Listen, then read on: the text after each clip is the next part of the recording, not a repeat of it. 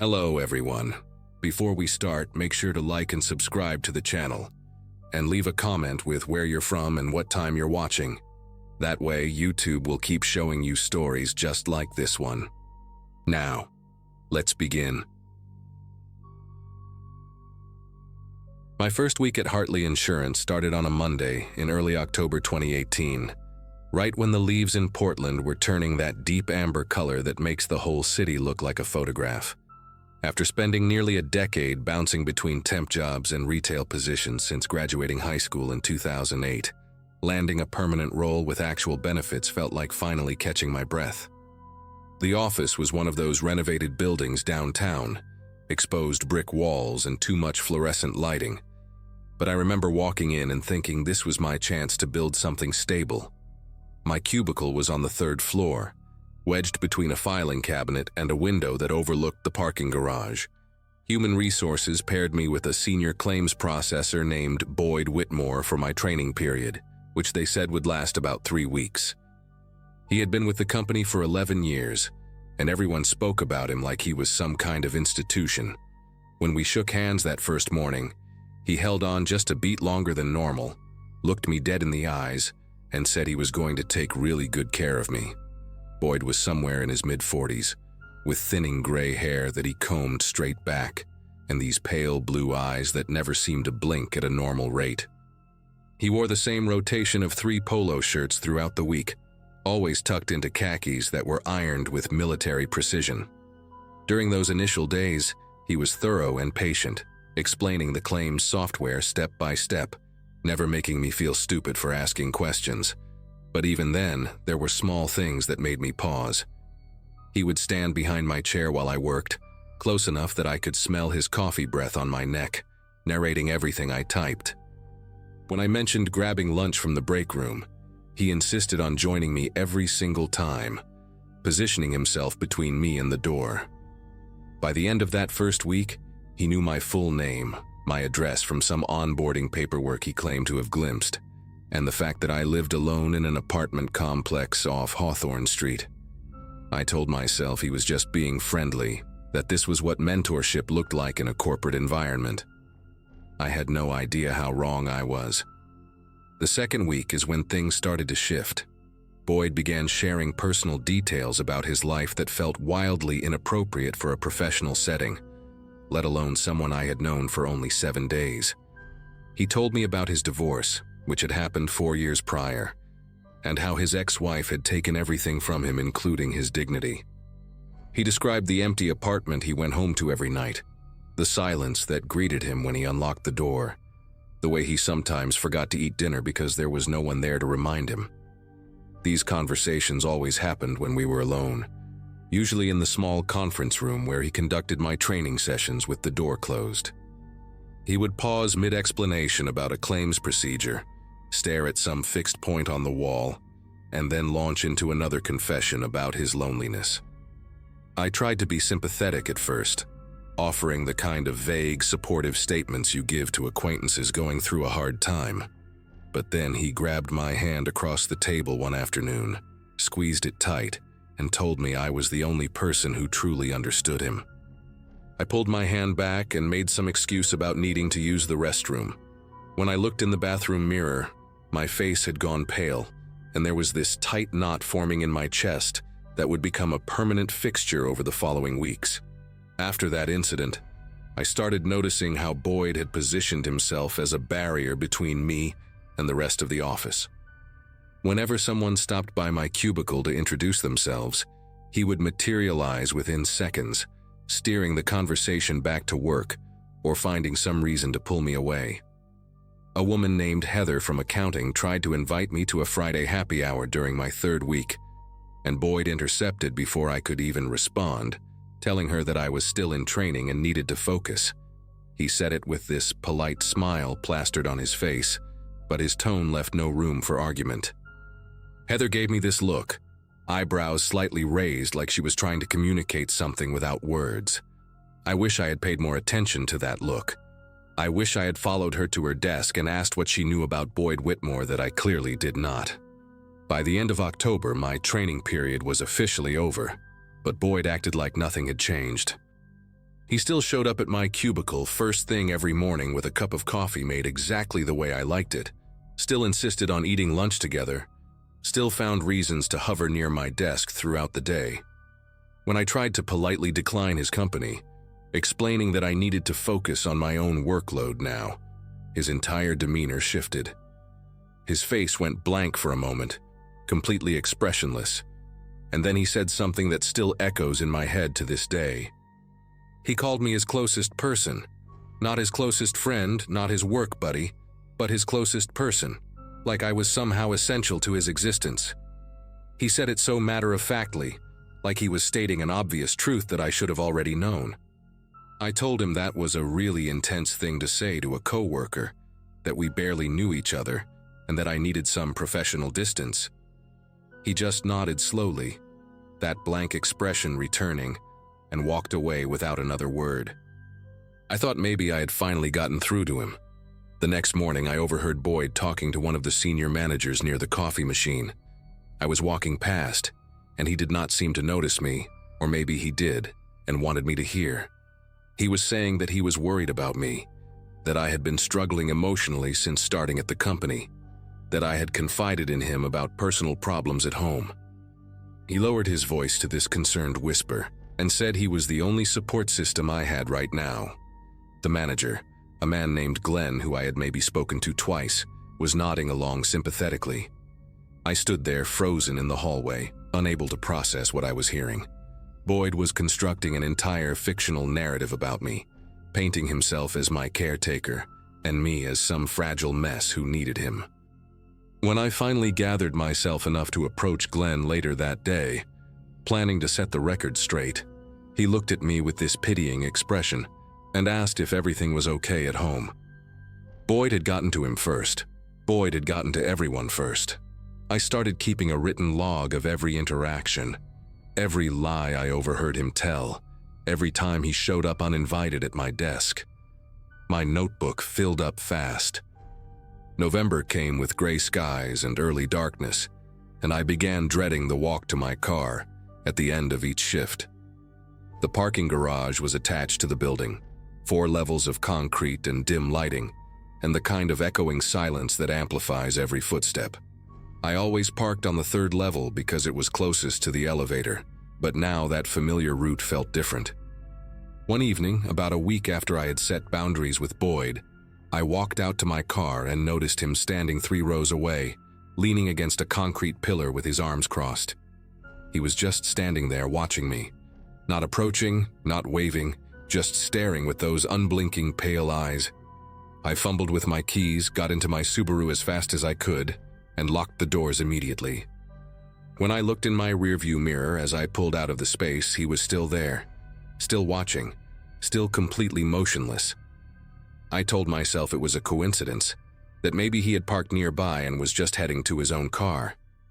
But he did not move. He just stood there until I turned the corner and lost sight of him. It happened again the next night, and the night after that. Boyd would always be somewhere in the garage when I left, never in the same spot twice, but always positioned so that he had a clear view of my car. Sometimes he would be sitting on the hood of his own vehicle, a faded green sedan that looked like it had not been washed in years. Other times he would be standing near the stairwell exit, hands in his pockets, head slightly tilted like he was studying me.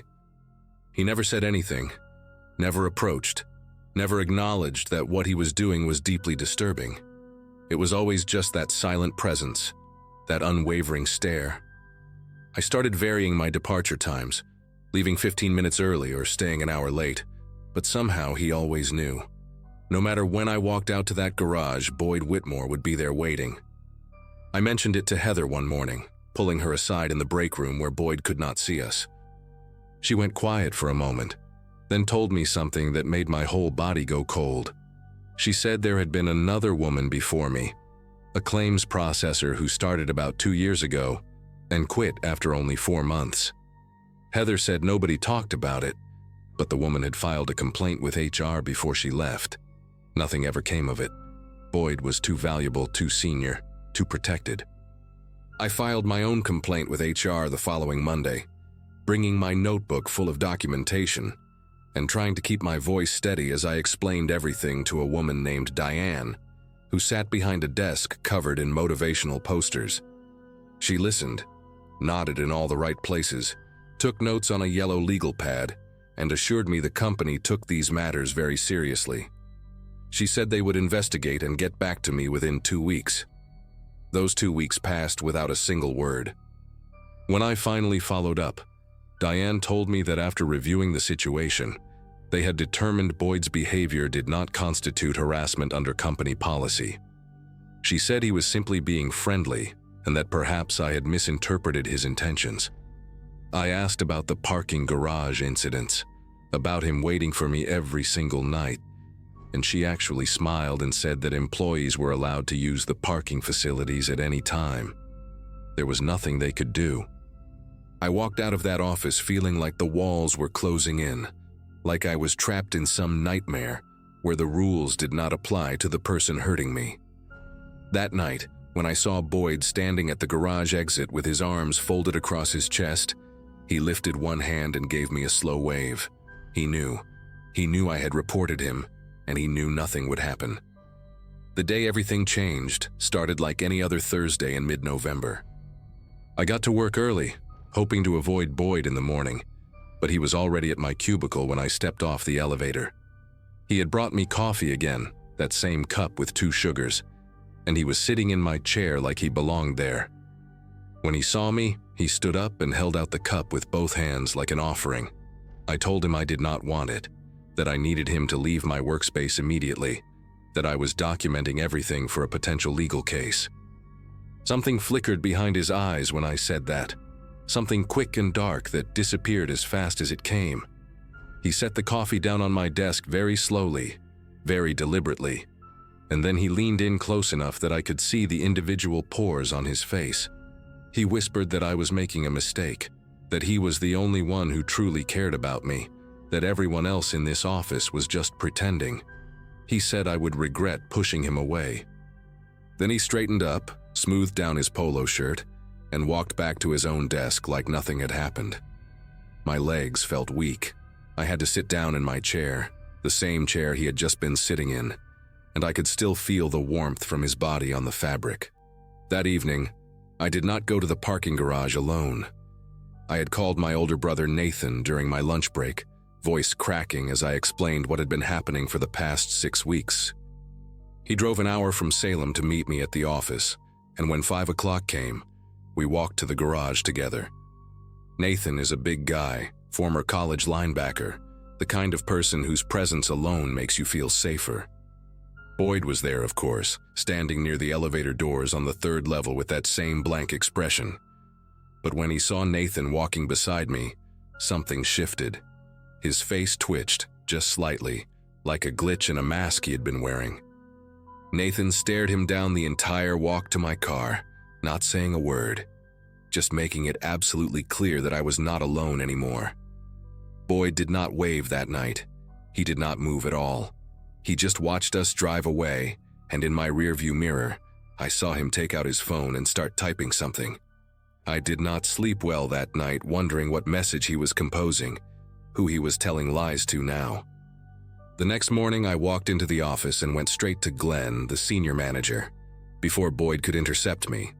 I told him everything in a calm, measured voice, including the threat from the day before and the fact that Boyd had been waiting in the garage every single night.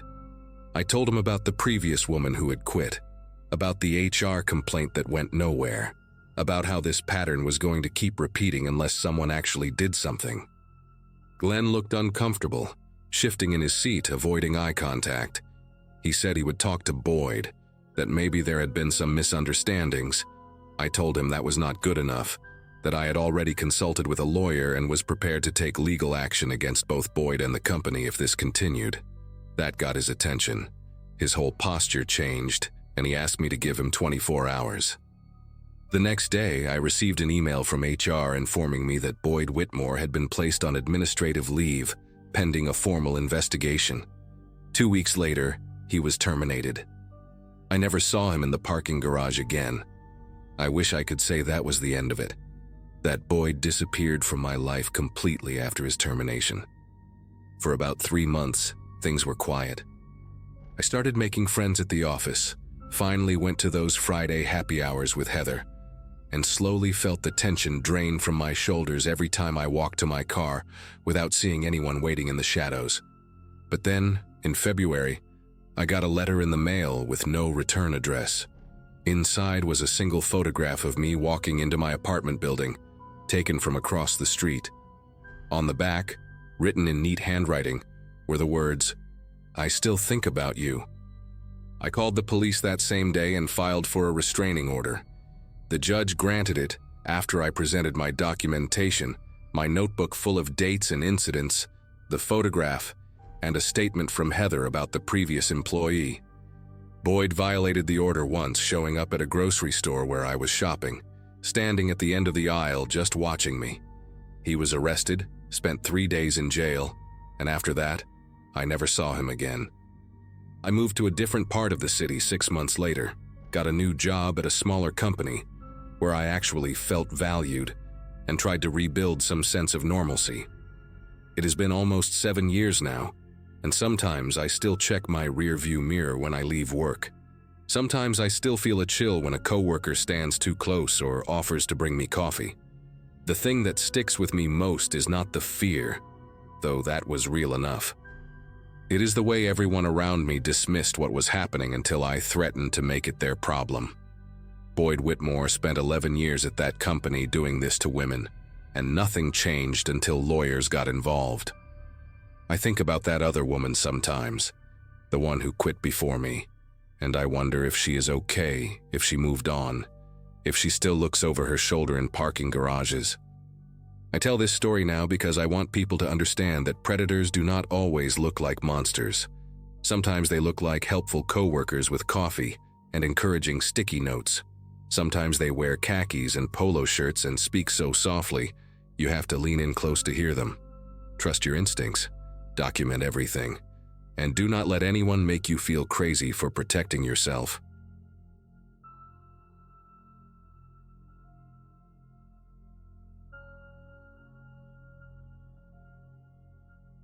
Overnight shifts at a gas station in the middle of nowhere have a way of making you question your life choices.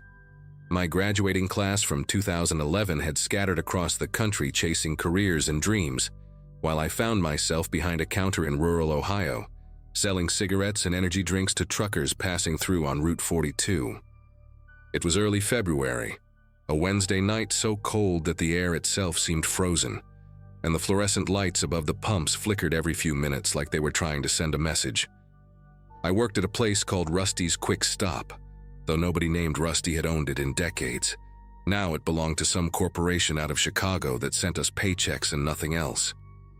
My shift partner that night was a guy named Boyd Pittman, a wiry man in his early 40s with deep-set eyes and a patchy beard that never quite filled in right. Boyd had been working there longer than anyone could remember, and he had this habit of humming old country songs under his breath while he restocked the coolers.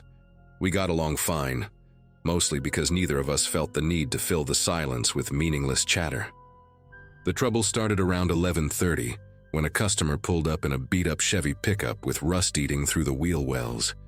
He was a heavy-set guy in a camo jacket, the kind of regular we saw every week buying the same pack of Marlboro Reds and a tall boy of Bud Light. I was in the back doing inventory when I heard voices rising at the front counter. Not shouting exactly, but that tense, clipped tone people use right before things go sideways. By the time I came through the storage room door, the customer was already leaving, slamming the glass door hard enough to rattle the whole frame. Boyd stood behind the register with his jaw clenched so tight I could see the muscles twitching beneath his skin. When I asked what happened, he just shook his head and said the guy had accused him of shortchanging him by $1.50. It seemed like such a small thing at the time, the kind of minor friction that evaporates the moment the customer drives away. But Boyd kept staring at that door long after the taillights disappeared into the darkness, and something in his expression had shifted in a way I could not quite name. For the next hour, Boyd seemed to retreat into himself. He wandered between the aisles, straightening products that did not need straightening, adjusting candy bars so their labels faced forward with an almost obsessive precision. I tried to make small talk a few times, asked if he wanted me to grab him a coffee from the machine, mentioned that the weather was supposed to warm up by the weekend, but he barely acknowledged me. He just kept muttering under his breath, too quiet for me to catch the words, but loud enough that I could hear the rhythm of it, like he was rehearsing something or counting. Around 12:15, a couple stopped in to use the restroom and grab some snacks for the road, and Boyd refused to ring them up. He just stood there behind the counter staring at a spot on the wall while I apologized and handled the transaction myself. The woman gave me a look that said, "What's wrong with him?" And I shrugged like it was no big deal, even though my pulse had started to pick up in a way I did not like. After the couple left, Boyd announced he was going to the storage room to check on something. I said okay, figuring maybe he just needed a few minutes alone to shake off whatever was eating at him. The storage room was through a heavy metal door at the back of the building, a cluttered space filled with boxes of merchandise, cleaning supplies, and broken equipment that nobody had bothered to throw away. I went back to my spot behind the register and pulled out my phone, scrolling through nothing in particular just to pass the time. That was when I heard the first crash, a heavy, violent sound like shelving collapsing under weight. I called out Boyd's name, but there was no answer. Then came another crash, followed by a third, and beneath it all I could hear something that made the hair on my arms stand up straight. Boyd was laughing. Not a normal laugh, not the kind you let out when something is funny. This was high-pitched and breathless, almost like sobbing, and it did not stop. It just kept going and going while things shattered and tumbled in that back room. My first instinct was to call our manager, a guy named Lou Hensley, who lived about 20 minutes away in the nearest actual town. Lou was not exactly the kind of boss who inspired loyalty. He spent most of his time at home watching cable and only showed up to collect the register totals. But he was the only authority figure I had access to at that moment. I moved toward the landline phone mounted on the wall behind the counter, the one we used for calling in orders and emergencies.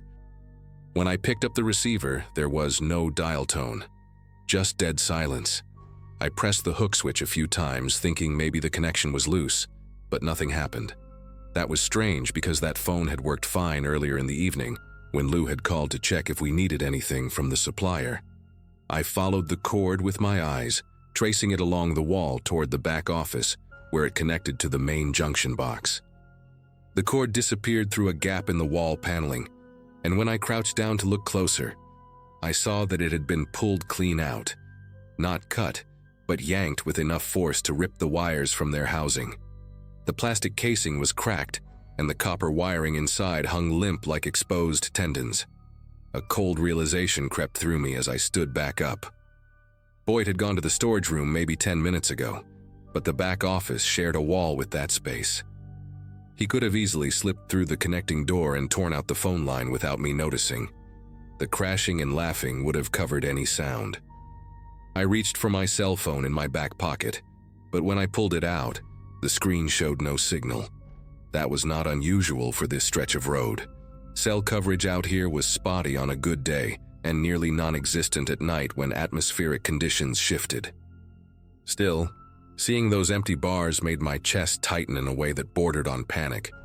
I was alone in this fluorescent-lit box in the middle of frozen farmland, miles from the nearest house, and the only other person here had just destroyed the only reliable way to call for help. The laughter from the storage room had stopped now, replaced by a silence that felt almost worse.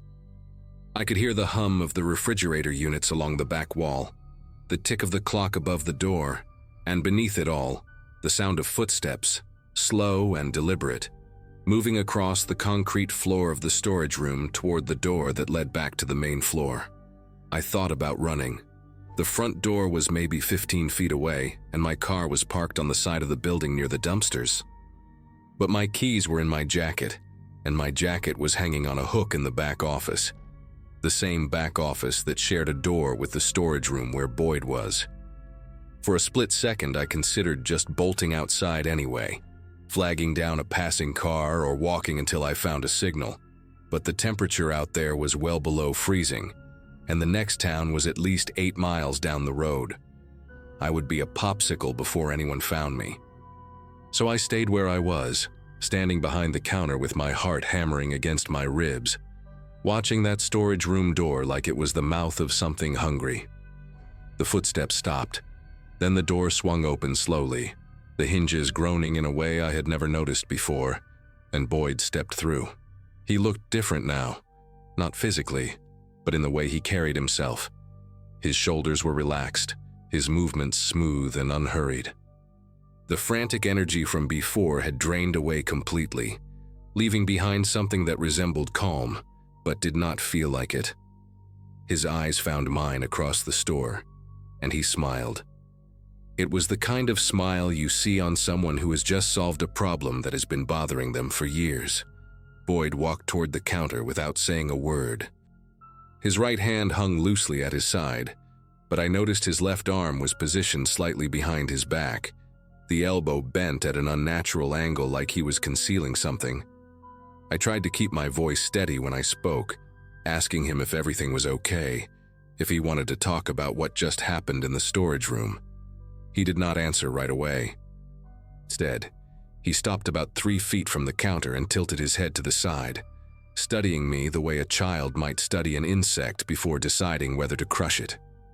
When he finally spoke, his voice was soft and measured, almost gentle. He said he had been thinking about things for a long time now, years actually, and that tonight something had finally clicked into place. He said he understood now what needed to be done, what he should have done a long time ago. I asked him what he meant, trying to keep the conversation going, trying to buy time for something I could not even name. Boyd brought his left hand around from behind his back, and I saw the box cutter gripped in his fingers. The blade was extended, catching the fluorescent light in a way that made it look almost surgical.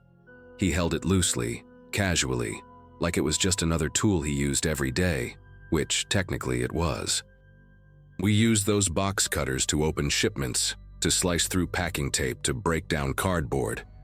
But the way Boyd looked at it now made it clear he had something else in mind entirely. I kept the counter between us, my mind racing through every possible option. There was a baseball bat under the register. Lou had put it there years ago after a string of robberies hit gas stations along the highway, but reaching for it would mean taking my eyes off Boyd, and I was not willing to do that. Instead, I started talking. I told Boyd that whatever was going on, we could figure it out together. I reminded him that we had worked side by side for almost 2 years without any problems, that I considered him a decent guy, that I did not want to see him throw his life away over some customer who was not worth the trouble. Boyd listened with that same unsettling patience, the box cutter turning slowly between his fingers like a nervous habit. When I finished, he let out a long breath through his nose and shook his head like I had missed the point entirely. He said this was not about the customer. It was never about the customer. That man had just been the final piece of a puzzle Boyd had been assembling in his head for longer than he could remember. He talked about feeling invisible his whole life, about giving everything to jobs and people who never gave anything back, about waking up every morning knowing that nothing he did would ever matter to anyone. His voice stayed calm the whole time, almost philosophical, and that was what scared me more than anything. This was not rage. This was something that had been thought through, rationalized, accepted. Boyd took a step closer to the counter, and I instinctively stepped back until my shoulders hit the cigarette display behind me. He noticed the movement and stopped, tilting his head again with what looked almost like curiosity. He asked if I was afraid of him, and I did not see any point in lying. I told him yes, I was terrified. Something flickered across his face then, just for a moment, like my honesty had surprised him. He lowered the box cutter slightly, not putting it away but letting his arm relax at his side. He said he was not going to hurt me. That was not what tonight was about. He said there was someone else, someone who deserved what was coming, and once he took care of that, everything would finally balance out. I asked who he was talking about, and Boyd's expression hardened into something distant and cold. He mentioned a name I did not recognize. His ex-wife, he explained, who had taken his kids and moved to Indiana 3 years ago. He said she was the reason he had ended up in this dead-end job, the reason he had nothing left, the the reason he woke up every day feeling like a ghost walking through a world that had already forgotten him. He was going to drive to her house tonight after our shift ended, and he was going to make sure she understood exactly how much pain she had caused him. The way he said it, so matter-of-fact and certain, made me realize that Boyd was not having a breakdown. He had already broken, probably a long time ago, and what I was seeing now was just the final crack spreading through the surface. I knew I had to do something. If Boyd walked out that door and drove to Indiana, someone was going to die. Maybe his ex-wife, maybe his kids if they got in the way, maybe Boyd himself when the police caught up with him. And I would have to live with knowing I stood there and let it happen. So I did the only thing I could think of in that moment. I lied. I told Boyd I understood how he felt, that I had been through something similar after my own father walked out on our family when I was a kid. I told him that hurting his ex-wife would not fix anything. It would just mean his children would grow up knowing their father was a murderer, and they would hate him for it the same way I hated my dad for abandoning us. None of it was true. My parents were still married, still living in the same house in Columbus where I grew up. But I watched Boyd's face as I spoke, searching for any crack in that terrifying composure, and I saw something shift behind his eyes. He was listening. Really listening.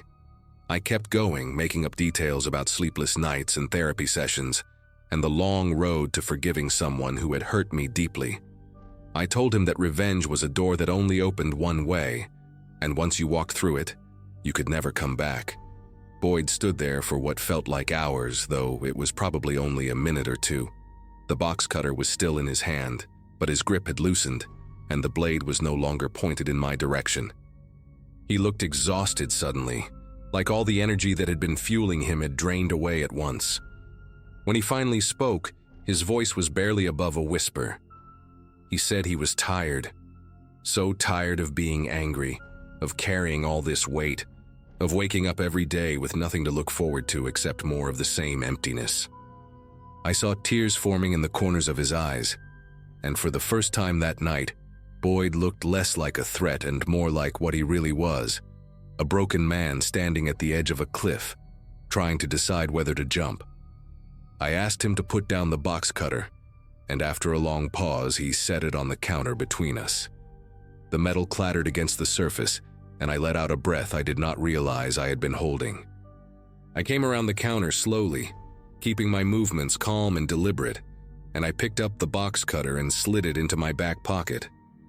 Boyd did not try to stop me. He just stood there with his arms hanging limp at his sides, staring at the floor like he had forgotten where he was. Around 1 a.m, a semi-truck pulled into the lot to refuel, and the driver came inside to pay. I used the opportunity to ask if I could borrow his phone, told him mine had died, and I needed to make an urgent call. He handed it over without asking questions, and I stepped outside into the freezing air and dialed 911. I explained the situation as calmly as I could. My coworker had experienced some kind of mental health crisis. He had made threats against his ex-wife, and I needed someone to come out here before he changed his mind and tried to leave. The dispatcher told me to stay on the line, and that officers were being sent from the county sheriff's office about 25 minutes away. When I went back inside, Boyd was sitting on the floor behind the counter with his knees pulled up to his chest, rocking slightly and humming one of those old country songs he always hummed during his shifts. He did not look up when I approached. He did not seem to notice anything at all anymore. I sat down on the floor a few feet away from him and waited, watching the parking lot through the glass doors for the flash of red and blue lights. Neither of us said a word. The fluorescent lights buzzed overhead, and somewhere outside, the wind howled across the frozen fields, and I remember thinking that this was the longest night of my entire life. The police arrived around 1:40, 2 cruisers pulling into the lot with their lights on but no sirens. They took Boyd away in handcuffs, though he did not resist. He just walked between the officers like a sleepwalker, his eyes empty and distant. One of the deputies stayed behind to take my statement, and I told him everything that had happened from the argument with the customer to the moment I called for help. He said I had probably saved at least 1 life that night, maybe more, and that I should be proud of how I handled things. I did not feel proud. I felt hollow and exhausted and deeply shaken in a way I had never experienced before. I quit working at Rusty's Quick Stop a week later, could not bring myself to go back to that building, to stand behind that counter, to look at the spot where Boyd had set down that box cutter. I heard later that he was admitted to a psychiatric facility downstate, that his ex-wife had been notified about the threats and had taken out a restraining order. I never saw Boyd again. Sometimes I still think about that night, about how close everything came to going wrong, about the lies I told to keep a broken man from destroying himself and everyone around him. I do not know if what I did was right. I just know that when the sun finally came up the next morning, everyone who was supposed to be alive was still breathing, and maybe that is the only thing that matters in the end.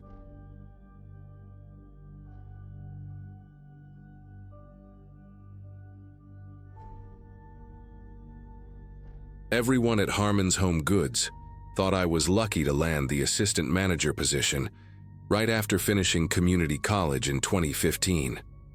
My mom kept telling her friends how proud she was, how her daughter was climbing the ladder at 23, while other kids from my graduating class were still figuring out what to do with their lives. The store sat in a small strip mall outside of Dayton, Ohio, sandwiched between a nail salon and a Chinese takeout place that always smelled like burnt sesame oil. Nothing glamorous, but the pay was decent, and the hours gave me enough time to take online classes toward my business degree. The store itself was one of those places that sold everything from picture frames to artificial plants, the kind of shop where middle-aged women spent Sunday afternoons browsing for things they did not really need. My manager, a heavy-set guy named Dennis who had been there for 15 years, trusted me enough to let me handle closing shifts alone most weeknights. It was quiet work, mostly restocking shelves and running the register for the few customers who wandered in after dinner. I liked the solitude, the hum of the fluorescent lights, the predictable rhythm of it all. That changed when corporate hired a new stock associate in early March. His name was Leonard Voss, and from the very first day, something about him made the air feel heavier. He was maybe 40, thin in a way that made his clothes hang loose on his frame, with pale blue eyes that never seemed to blink at the right moments. Leonard was polite to an almost uncomfortable degree, the kind of person who would hold a door open for you and then stand there smiling until you were completely through, watching the whole time. He spoke softly, always measuring his words like each one cost him something precious. The other employees found him odd but harmless, joking that he was probably just awkward from spending too much time alone, but I noticed things they did not. He started showing up 30 minutes before his shifts, sitting in his car in the parking lot with the engine off, just staring at the storefront. After closing time, when everyone else rushed to leave, Leonard would linger in the stockroom, rearranging boxes that did not need rearranging. Dennis said he was just dedicated, that we should be grateful someone actually wanted to work. I wanted to believe that. I really did. The Wednesday that everything fell apart started like any other closing shift. Dennis left around 6, patting me on the shoulder and reminding me to double-check the back door before I locked up. The evening crowd was thin, just a few regulars and a couple arguing over which lampshade matched their couch better. Leonard clocked in at 4, but was already there when I arrived at 3:30. Leaning against the wall near the employee entrance with a cup of gas station coffee in his hand. He smiled when he saw me, that slow, careful smile that showed too many teeth, and said something about how the weather was getting warmer. I nodded and walked past him quickly, pretending I needed to check something on my phone. By 8, the store was empty, except for the two of us. I told Leonard he could head out early since we were dead, but he shook his head and said he wanted to help me organize the stockroom. His voice was calm, almost gentle, but there was something underneath it that made my chest tighten. I should have insisted, should have made up some excuse about needing to do inventory alone. Instead, I just shrugged and said sure, thinking maybe I was being paranoid about a guy who was simply trying to be helpful. The stockroom at Harmon's was a narrow maze of metal shelving units stacked with boxes of merchandise waiting to be unpacked. The lighting back there was harsh and uneven, casting long shadows that shifted every time you moved between the aisles. Leonard followed me in and immediately started straightening boxes on the lower shelves, humming something tuneless under his breath. I was reaching for a box of ceramic vases on a high shelf when my elbow caught the strap of his backpack, which he had left sitting on top of a crate near the door. The bag tumbled to the concrete floor and spilled open, scattering its contents in a messy arc across the ground. Pens, a water bottle, some crumpled receipts, and then a manila folder that slid out and fanned open, revealing a stack of papers covered in official-looking print. I crouched down to help gather everything, already apologizing, when my eyes caught a photograph paper-clipped to one of the documents. It was a woman, maybe early 30s, with shoulder-length brown hair and a nervous smile. Below the photo, in bold capital letters, were the words, "Restraining Order," followed by a case number and a date from 2016. My hands went cold and I felt the air leave my lungs, but I kept my face neutral, shoving everything back into the folder without looking at it again. I handed Leonard his backpack and forced a laugh, saying something about how clumsy I was, how I was always knocking things over. He took the bag from me slowly, his fingers brushing against mine for just a second too long. When I looked up at his face, the polite mask he always wore had slipped, just slightly, like a picture frame hanging crooked on a wall. His pale eyes studied me with an intensity that made my skin prickle, searching my expression for something I was desperately trying to hide. He asked me if I saw anything interesting in there, his voice still soft but with a new edge to it, like a knife wrapped in velvet. I shook my head and told him I was not paying attention, that I just grabbed everything and stuffed it back in. For a moment, neither of us moved. The fluorescent lights above us buzzed and flickered, and I became painfully aware of how far we were from the front of the store, from the windows, from anyone who might walk by and see us. Then Leonard smiled again, but this time it did not reach his eyes. He said it was fine, that he appreciated me helping him pick everything up, and he zipped the backpack closed with slow, deliberate movements. After that, the atmosphere in the store shifted into something I cannot quite describe. It was like the air had thickened, like every shadow in my peripheral vision was watching me. Leonard did not go back to organizing the stockroom. Instead, he followed me out onto the sales floor and stayed within 15 feet of me no matter where I went. When I walked to the register to count the drawer, he appeared at the end of the aisle, pretending to straighten a display of picture frames. When I moved to the home decor section to fix a fallen sign, he was suddenly there too, examining a set of candles like they were the most fascinating things he had ever seen. I tried to tell myself it was coincidence, that the store was small and we were bound to cross paths. But every time I turned around, there he was, those unblinking eyes locked onto me with a patience that felt predatory. Around 9:30, he finally spoke again. He was standing near the greeting card section, maybe 10 feet away from me, and he asked in that measured voice of his whether I thought people trusted too easily these days. I pretended not to hear him at first, hoping he would let it go. He did not. He repeated the question, slower this time, and added that some people just hand over their trust to strangers without ever stopping to wonder if they should. I mumbled something about how I guessed that was true, trying to keep my voice steady while my heart slammed against my ribs like it was trying to escape. Leonard nodded slowly, as if I had just confirmed something he already knew. He took a few steps closer, close enough that I could smell the stale coffee on his breath and see a small scar on his chin I had never noticed before. He told me he used to work at a department store up in Michigan, a place called Burgers that went out of business a few years back. Said he had a coworker there, a young woman named Heather who was a lot like me. Friendly, hardworking, always willing to close alone because she thought it made her look dedicated. His voice dropped lower when he said her name, almost tender, and something about the way he lingered on those two syllables made my stomach turn. I asked him what happened to her, the question slipping out before I could stop it. Leonard tilted his head to one side, studying me the way a cat studies a mouse that has wandered too far from its hole. He said he was not sure, that she stopped showing up to work one day and nobody ever heard from her again. Then he smiled, that wrong smile that showed all his teeth, and said some people just vanish like that, like smoke. The next hour was the longest of my life. I kept glancing at the clock above the register, watching the minutes crawl by with agonizing slowness.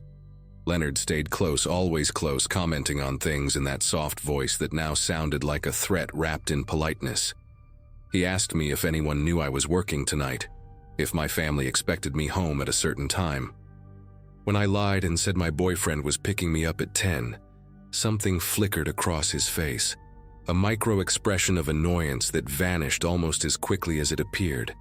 He recovered fast, nodding and saying that was nice, that it was smart for a young woman to have someone looking out for her. I did not have a boyfriend. I lived alone in a studio apartment 15 minutes away, and the only person who might notice if I did not come home was my cat. But Leonard did not need to know that. I excused myself to the bathroom, locking the door behind me and pulling out my phone with trembling fingers. My first instinct was to call the police, but what would I even say? That my coworker was being creepy? That I found some papers in his bag?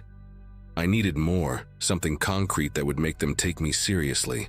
So I opened my browser and typed in his name along with the word restraining order, praying that whatever I found would tell me I was overreacting. The search results loaded slowly on my cracked phone screen, each second stretching into an eternity, while I stood in that cramped bathroom with my back pressed against the cold tile wall. The first few links were useless, just social media profiles and a white pages listing. But then I found an article from a local news station in Grand Rapids, dated January 2017. The headline read, "Person of interest named in Burger's employee disappearance case." There was a photo of Leonard, younger but unmistakably him, standing outside a police station with his lawyer. The article said a 26-year-old woman named Heather Dominguez had been reported missing after failing to show up for her shift at Burger's department store. Coworkers told investigators that a male employee had been exhibiting unusual behavior toward her in the weeks before she vanished. Leonard Voss was questioned multiple times but never charged due to insufficient evidence. Heather's car was found abandoned in a parking garage 3 miles from the store. Her body was never recovered. I scrolled further and found another article mentioning that a restraining order had been filed against Leonard by a different woman, a neighbor who claimed he had been watching her apartment for months. The case was dropped when she moved out of state. My vision blurred, and I had to grip the edge of the sink to keep from collapsing. The man outside that door, the man who had been following me all night, was almost certainly responsible for making a woman disappear forever. I gave myself 60 seconds to fall apart, letting the panic wash over me in hot waves before forcing it back down. I could not afford to lose control, not now. Not with Leonard waiting somewhere out there on the sales floor. I flushed the toilet to keep up appearances and ran the sink for a few seconds, buying myself time to think. My phone showed 9:47, which meant I had maybe 13 minutes before closing time, before I would have to walk out to the dark parking lot where Leonard's car sat waiting like a patient predator. I thought about calling 911 right there, but the bathroom had no windows and only one door, and if Leonard heard me talking to the police, I had no idea what he might do. I needed to get to the front of the store, closer to the entrance, closer to the security cameras that fed into the monitor in Dennis's office. I needed to act normal for just a little longer. I unlocked the bathroom door and stepped out, my legs feeling like they were made of wet cement.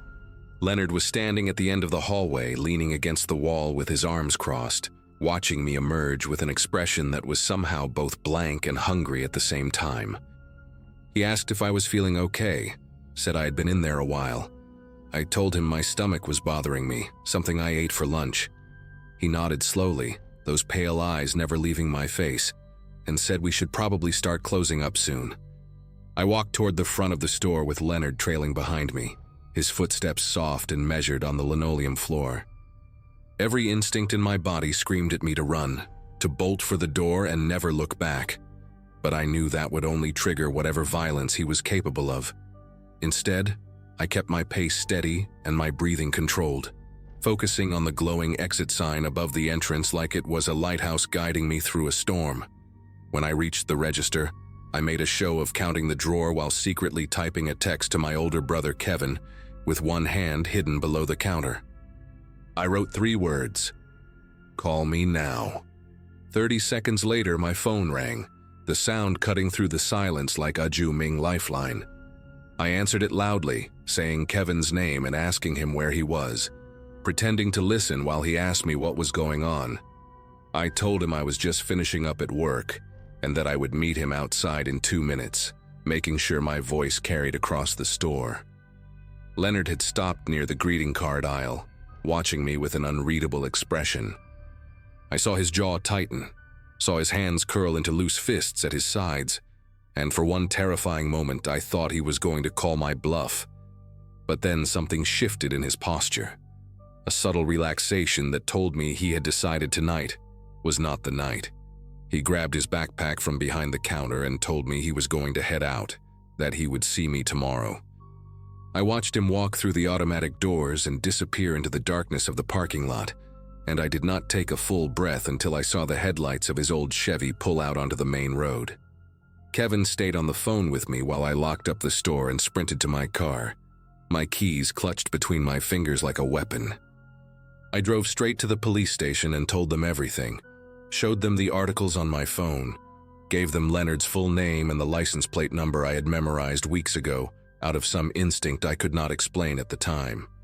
The detective who took my statement was a tired-looking woman in her 50s who listened without interrupting, her expression growing darker with every detail I shared. She told me they would look into it, that they would contact the department in Michigan and see if there was enough to reopen the investigation. I never went back to Harmon's. I called Dennis the next morning and quit over the phone, not giving him a reason, not caring what he thought. A week later, Kevin helped me move to a different city, a fresh start somewhere Leonard Voss would never find me. I learned from a news article 6 months later that he had been arrested in Indiana after a woman reported him for following her home from her workplace. The police searched his apartment and found photographs of dozens of women, taken without their knowledge, along with journals filled with detailed observations about their routines. Heather Dominguez was never found, and I still think about her sometimes, wonder if things might have been different if someone had trusted their instincts sooner. I think about how close I came to becoming another name in one of his journals, another woman who vanished like smoke. And I think about how the only reason I am here to tell this story is because I listened to that small voice in the back of my head, the one that kept whispering that something was deeply, terribly wrong with the quiet man who smiled too much and never blinked at the right moments.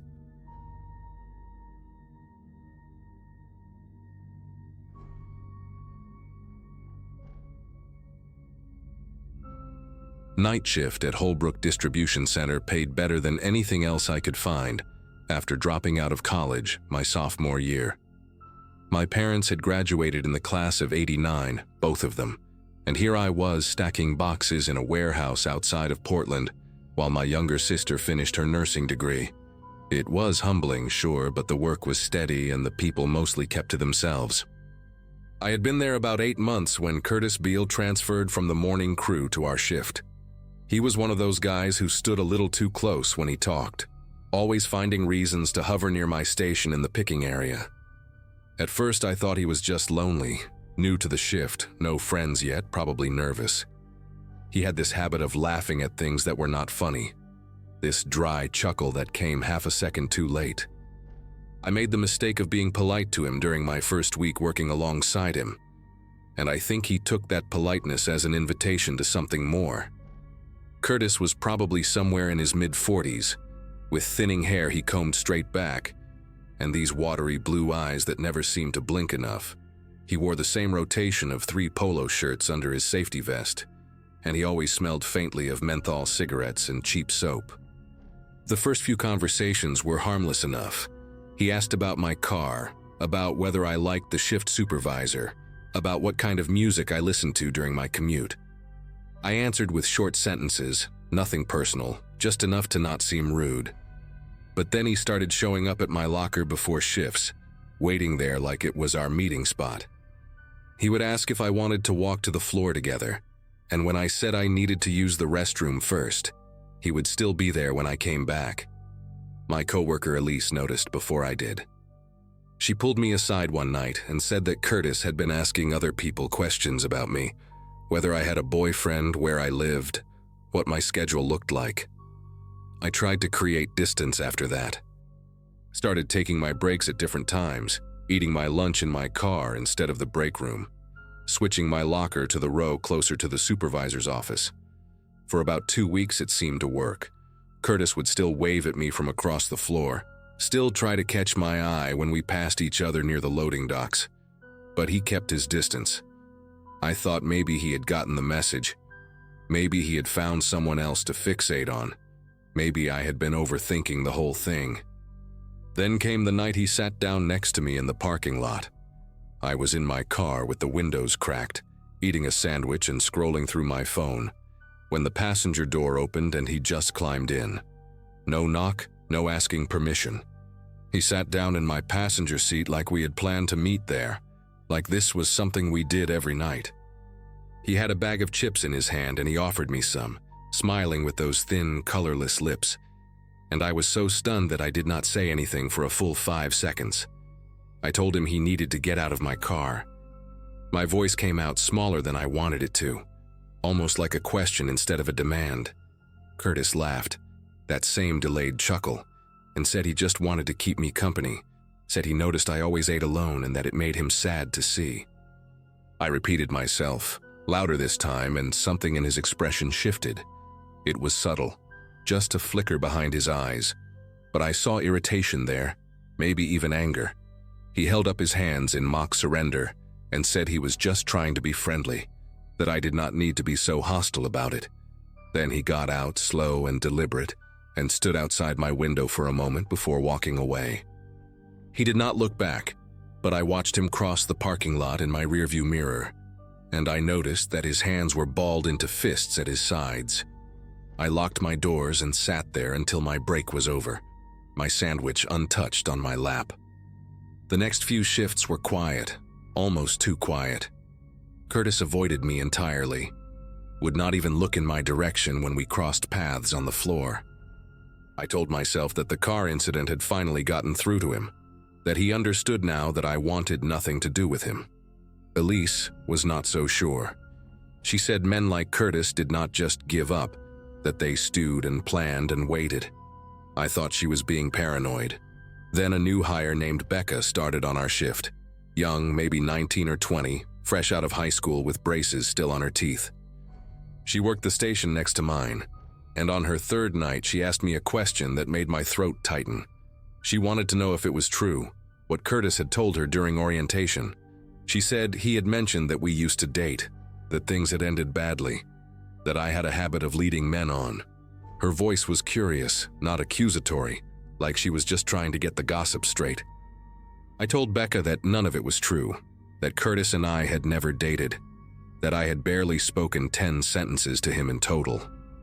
She looked confused, said that he had been pretty detailed about it, mentioned specific dates we had supposedly gone on, restaurants we had eaten at together, even described a necklace he claimed to have bought me for my birthday.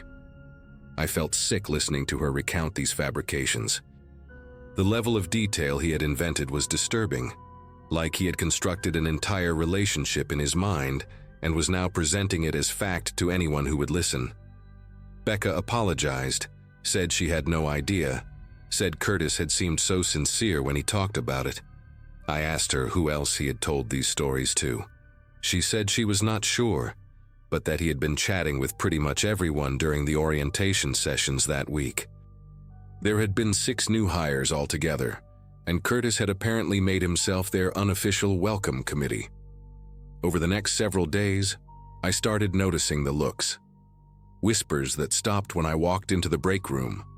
Small groups of newer employees glancing at me and then quickly looking away. One guy from receiving, barely out of his teens, actually winked at me when I passed him near the loading bay, and when I asked him what that was about, he just laughed and said Curtis had told him I was a lot of fun. I did not understand what he meant at first.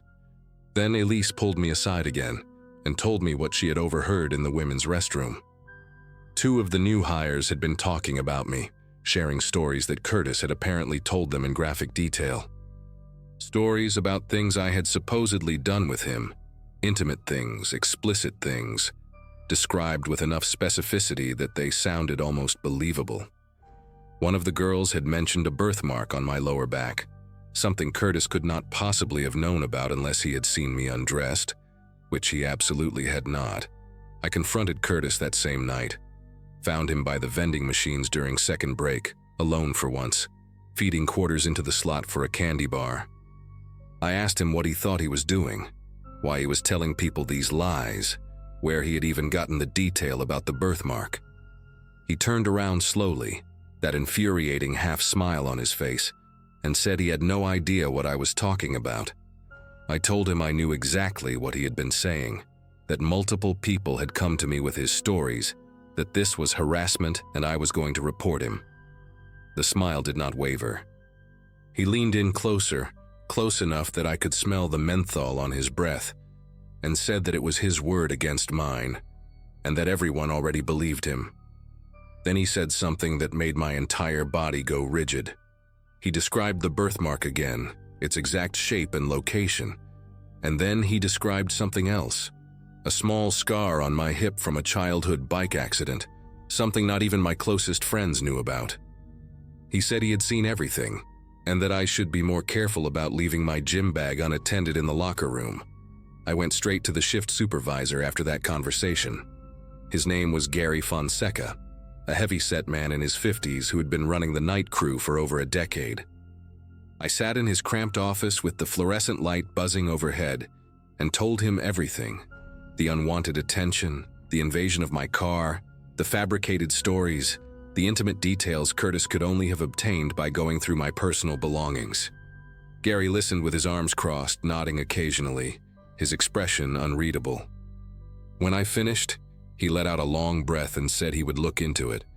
Said he took these things seriously. Said I should document everything from now on. But then he added something that made my heart sink. He said Curtis had been with the company for almost 15 years, that he had never had a single complaint against him, that some of the things I was describing sounded like misunderstandings. He asked if maybe I had given Curtis mixed signals without realizing it. I left his office feeling smaller than when I had walked in. The documentation became my obsession after that. I started carrying a small notebook in my vest pocket, writing down every interaction, every look, every comment I overheard. I saved text messages from coworkers who told me what Curtis was saying behind my back. I even asked Elise to write a statement about what she had witnessed, which she did without hesitation. Within 2 weeks, I had filled half the notebook with incidents. Times Curtis had followed me to my car after shift. Times he had shown up in aisles where I was working alone. Times new employees had approached me with increasingly disturbing versions of his stories. The rumors had evolved by then. He was no longer just claiming we had dated.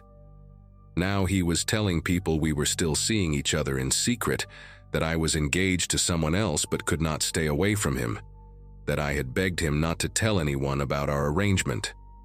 One of the newer guys asked me point blank if it was true that I had a thing for older men, and when I said absolutely not, he just shrugged and said Curtis had shown him pictures. That was when I knew I had to go above Gary. The pictures changed everything. I contacted corporate HR directly, sent them an email with scanned pages from my notebook, attached the written statements from Elise and 2 other coworkers who had come forward, and explained that my direct supervisor had dismissed my concerns. The response came faster than I expected. Within 48 hours, an HR representative named Claudia drove up from the regional office to conduct interviews. She spoke to me first, then to Elise, then to several of the newer employees who had heard Curtis spreading his stories. She also pulled the security footage from the parking lot, which clearly showed Curtis entering my vehicle without permission on the night he had climbed into my car. When she finally sat down with Curtis himself, the interview lasted almost 2 hours. I do not know exactly what was said in that room, but I know that when Curtis walked out, his face was the color of old newspaper. He did not look at anyone. He went straight to his locker, gathered his things, and left the building. Claudia told me later that the pictures he had been showing people were photos he had taken of me from a distance, candid shots of me walking to my car, bending over to pick something up, standing at my workstation. Nothing explicit, but invasive enough to constitute grounds for immediate termination. Curtis was fired that same week. I learned through the grapevine that he had tried to fight it, claimed that the photos were innocent, claimed that I had led him on and then turned vindictive when he rejected me. But the documentation I had gathered was too thorough, the witness statements too consistent, and the security footage too damning. The last I heard, he had moved out of state. Someone said he had family in New Mexico, though I never bothered to verify it. I stayed at Holbrook for another year after that, long enough to watch the rumors fade and the new hires stop looking at me like I was some kind of scandal. Elise got promoted to team lead and made sure I was never scheduled anywhere near receiving, where Curtis used to work. I eventually left for a better job at a medical supply company across town, somewhere with daylight hours and no locker rooms. Sometimes I still think about those weeks when Curtis was constructing his fantasy version of me, telling strangers intimate details he had pieced together from stolen glances and rifled belongings. I think about how easily people believed him, how quickly a reputation can be dismantled by someone willing to lie with enough conviction. Keep my car doors locked now, even in my own driveway. I check behind me when I walk through parking lots at night. Some habits are hard to break once someone teaches you why they matter.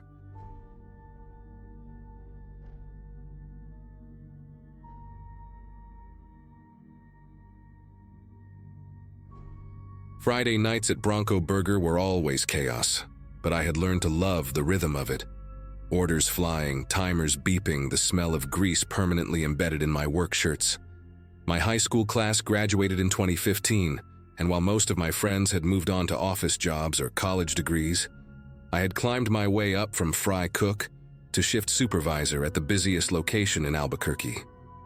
It was not glamorous, but it paid the bills for my apartment and kept me busy enough that I did not have time to overthink my life choices. That particular Friday in March felt like any other, until a new hire named Curtis Weaver walked through the back door for his first closing shift. He was maybe a few years older than me, with a weathered look that suggested he had seen more than his share of rough nights. The hiring manager had brought him on last minute to cover a staffing gap, and I did not think much of it at first. Curtis kept his head down those first couple of hours, which I actually appreciated. New hires who talked too much usually burned the patties or forgot to restock the napkin dispensers. But there was something particular about the way he moved through the restaurant, always positioning himself away from certain spots. When I asked him to cover the drive-through window so Megan could take her break, he immediately suggested he could handle the grill instead. I figured maybe he just felt more comfortable with cooking than customer interaction. Some people are like that. But then I noticed he never walked past the front counter cameras when he could avoid it. He would take the long way around through the storage hallway just to get to the freezer. During his smoke breaks, he stood pressed against the brick wall in a spot where the parking lot cameras could not reach. I told myself he was probably just one of those guys with social anxiety, maybe self-conscious about being recorded. Plenty of people hate cameras. Still, a small part of my brain filed it away as odd. A week passed, and Curtis showed up for every shift on time, worked hard, never complained. I started to think I had been paranoid for nothing. He was quiet, sure, but he was reliable. And in fast food, reliable is worth its weight in gold. Then came the Tuesday night that changed everything. We were slammed until around 9, and after the rush finally died down, I headed to the break room to grab my energy drink from the mini fridge. The door was slightly open, and I pushed through without thinking. Curtis was sitting at the small table with his phone in his hands, and the second he saw me, he practically slapped the screen against his chest. His whole body went rigid, like a kid caught looking at something he should not be seeing. I put my hands up and laughed, told him to relax, I was just grabbing my drink. But I had already seen a flash of what was on his screen before he hit it. A news website, some kind of article with a mugshot photo at the top. He mumbled something about just checking the weather and shoved his phone into his pocket. I nodded, grabbed my drink and walked out. But the image stuck with me. A mugshot, a headline in bold red letters. Why would anyone react that way to a weather app? That night, after we locked up and I drove home to my apartment on Copper Avenue, I could not stop thinking about it. I kept telling myself it was none of my business. Maybe he had a family member in trouble with the law. Maybe he was reading about a friend. There were 100 innocent explanations, but something in the way his face had drained of color when he saw me, that was not embarrassment. That was fear. Real, animal fear. The kind you see in someone who thinks they have been caught. I barely slept that night, replaying the moment over and over in my head. The next few shifts, I watched Curtis more carefully. Not obviously. I did not want him to notice. But I paid attention. And that is when the questions started. It began small, almost casual. He asked me how often the Cisco truck came with supplies, and I told him Wednesdays and Saturdays, usually around 6 in the morning before we opened. He nodded like he was just making conversation. Then 2 nights later, while we were mopping the floors after close, he asked if the manager always counted the safe at the same time. I told him yeah, every night at 11:15, right before the final deposit. He laughed and said he was just curious about how things worked around here, wanted to understand the routine. But there was something behind his eyes when he asked, a sharpness that did not match the casual tone of his voice. I started keeping mental notes of every question he asked, and by the end of that week, the list had grown long enough to make my stomach turn. Thursday night was when things got worse. We were alone in the back, restocking the walk-in freezer, and Curtis leaned against the doorframe with his arms crossed. He asked me, real quiet, whether the back door alarm still glitched sometimes. I stopped what I was doing and looked at him, told him I did not know what he meant. He shrugged and said he had heard one of the other employees mention that the alarm on the emergency exit had a problem, that sometimes it did not go off right away when the door opened. I lied and told him they had fixed it months ago, that it worked fine now. He just nodded, but I could see the gears turning behind his eyes. He was testing me, trying to figure out if I knew something, or maybe trying to figure out if the building had a weakness he could exploit. When I got home that night, I locked my apartment door, sat on my couch, and finally typed his name into Google, Curtis Weaver. Nothing came up except some random LinkedIn profiles and a high school football coach from Tennessee. Whoever this guy was, Curtis Weaver was not his real name. I spent the next hour digging through everything I could find. I remembered the flash of that news article, the mugshot, the red headline. So I started searching for armed robberies in New Mexico from the past few months. Nothing matched. I expanded the search to neighboring states, Arizona, Texas, Colorado. That is when I found it. A news story from a local station in Las Cruces about an armed robbery at a sandwich shop 3 towns over from where I lived. 2 men had walked in just before closing, held the employees at gunpoint, and emptied the safe. One of the robbers had been caught a week later, but the other one had vanished. The article included a photo from the security camera, grainy but clear enough. The man in the image had the same narrow face, the same high cheekbones, the same way of holding his shoulders slightly hunched forward. But what made my chest tighten was the tattoo. On the side of his neck, partially visible in the security footage, was a tattoo of a snake coiled around a dagger. I had seen that exact tattoo on Curtis when he leaned over the fryer, his collar pulling to the side. There was no doubt in my mind anymore. I was working closing shifts with a wanted man. I barely made it to the bathroom before I threw up. My mind was racing through every interaction I had with him, every time we had been alone in the building together. He had asked about the safe. He had asked about the delivery schedule. He had asked about the alarm. This was not paranoia, this was a pattern. He was planning something, and I was the idiot who had been answering his questions like we were just coworkers making small talk. I sat on my bathroom floor for 20 minutes trying to figure out what to do. Part of me wanted to call the police right then, but I had no real proof. A grainy photo and a tattoo would not be enough. And if I was wrong, if somehow this was all a terrible coincidence, I could ruin an innocent man's life. But deep down, I knew I was not wrong. The way he hid from cameras, the fake name, the specific questions about our security vulnerabilities.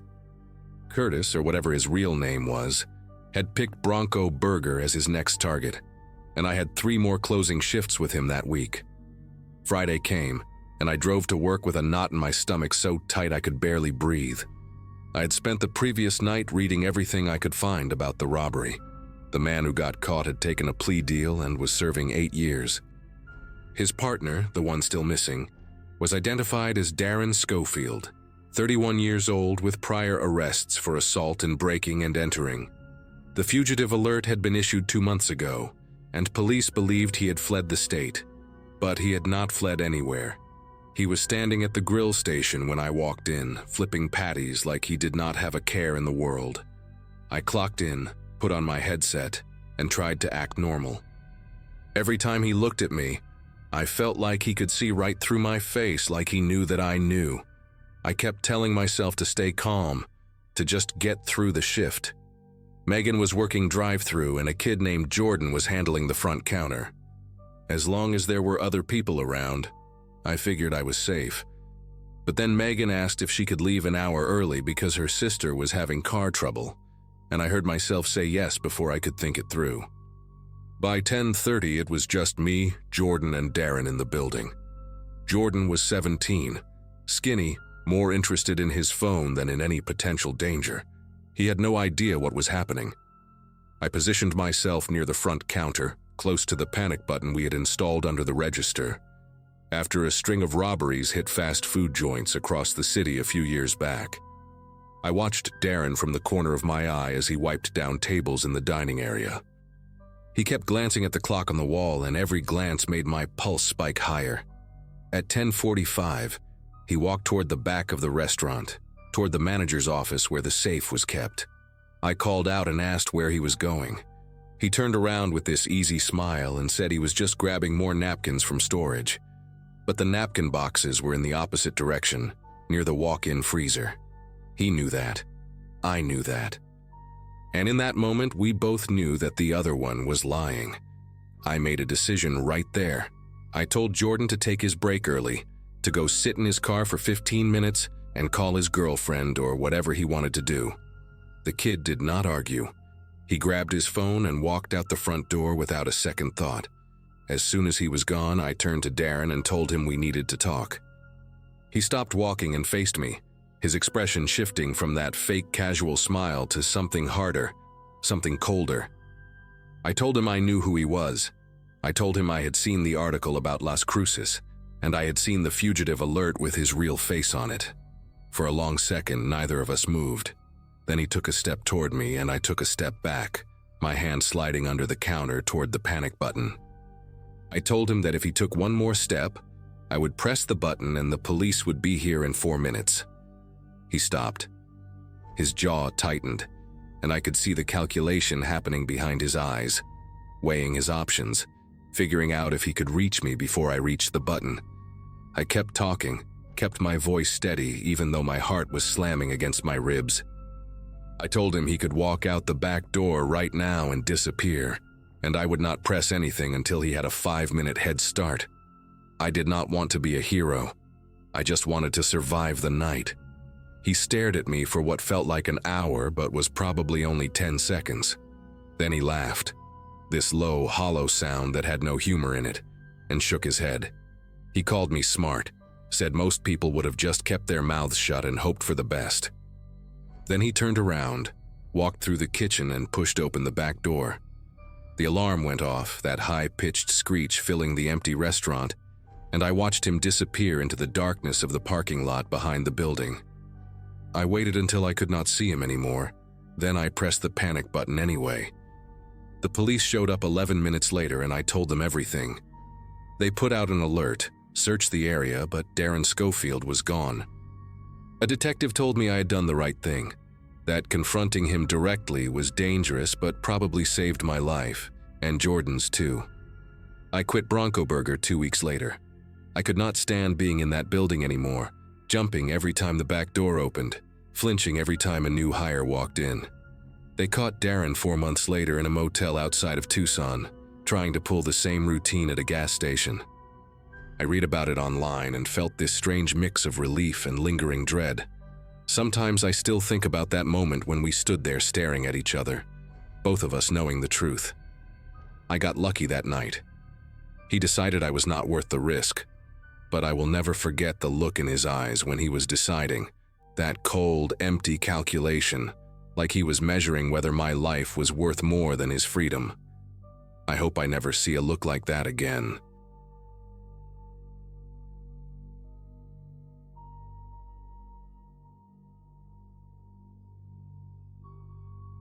Closing shifts at Baxter's Home Goods were never anyone's idea of a good time, but I needed the extra hours that spring. My older brother had just gotten married the month before, and somewhere between the bachelor party and the wedding gift, my savings account had taken a serious hit. At 26, watching your siblings settle into adulthood while you still eat cereal for dinner most nights does something to your self-esteem. So picking up shifts felt like the least pathetic way to get back on track. The store was one of those massive warehouse-style places on the outskirts of Fredericksburg, Virginia, surrounded by nothing but a half-empty parking lot and a Taco Bell that closed at 10. That Wednesday night in April 2018, the schedule had me paired with Wanda for closing duties, which meant mopping floors, restocking shelves, and counting registers until almost midnight. I did not mind working with her, even though most people on the team found her a little strange. Wanda had transferred to our location about 4 months earlier from a store somewhere in Delaware, and she kept mostly to herself in a way that felt less antisocial and more like she was carrying something heavy she did not want to talk about. She was maybe 15 years older than me, with graying hair she kept in a tight bun and these deep-set eyes that always seemed to be looking past whatever was right in front of her. People in the break room whispered that she had left an abusive marriage, though nobody knew for sure, and I never asked. What I did know was that she worked harder than anyone else on the floor, never complained about staying late, and had this habit of triple-checking the locks before leaving like she expected someone to be waiting outside. That night, she seemed more on edge than usual, dropping her keys twice while we finished the registers and flinching hard when a car alarm went off in the parking lot. When I asked if she was okay, she just nodded quickly and said something about not sleeping well lately. I should have paid more attention to the way her hands trembled when she said it. We finished closing around 11:45, and I walked Wanda out to her car like I always did. The parking lot had that eerie orange glow from the sodium lights, and our footsteps echoed louder than they should have against the empty asphalt. Her old Nissan Sentra sat alone near the back of the lot, which I always thought was a weird choice since there were plenty of spots closer to the door. When she tried to start it, the engine made this grinding sound, and then nothing. She tried again, same result. I could see her grip tightening on the steering wheel, knuckles going white, and for a second I thought she might start crying. I offered to give her a jump, but after checking under the hood, it was clear the battery was not the problem. Something mechanical had given out, and neither of us knew enough about cars to figure out what. She sat there staring at the dashboard like it had personally betrayed her, and I felt terrible just leaving her stranded in that empty lot close to midnight. That is when I made the offer that changed everything about that night. I told her I could drive her home, that it was no big deal, that she could call a tow truck in the morning when places were actually open.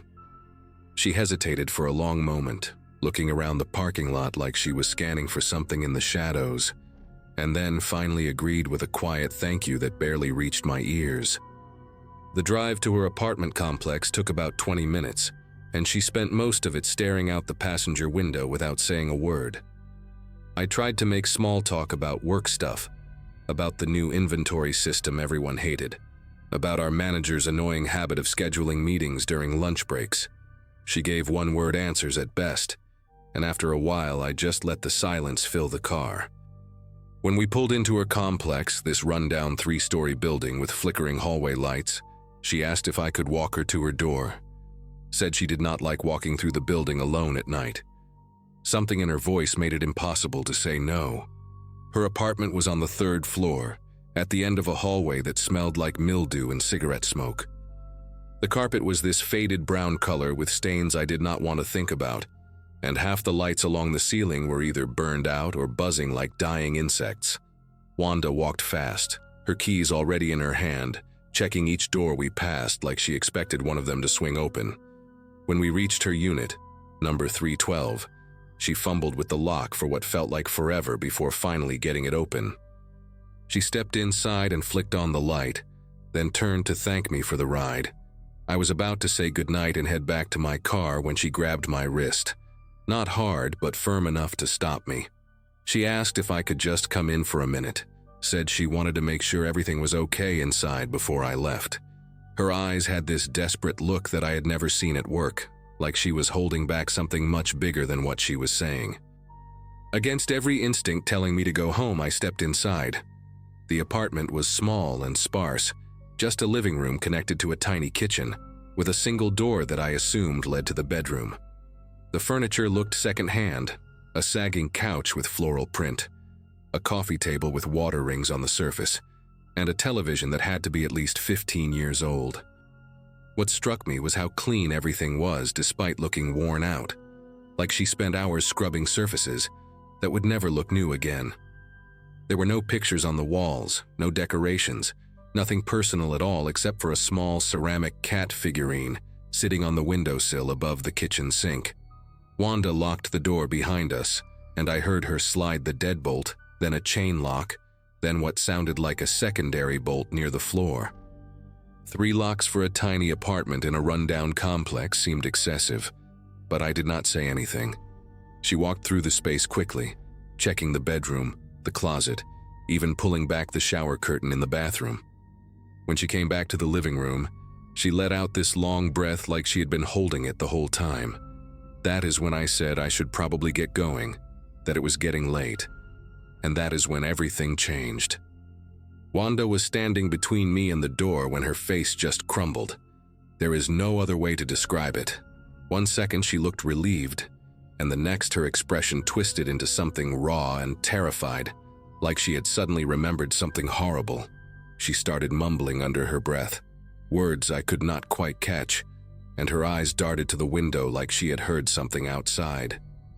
I asked her what was wrong, and she grabbed both my arms with a strength that surprised me, her fingernails digging into my skin through my jacket. She said he had found her.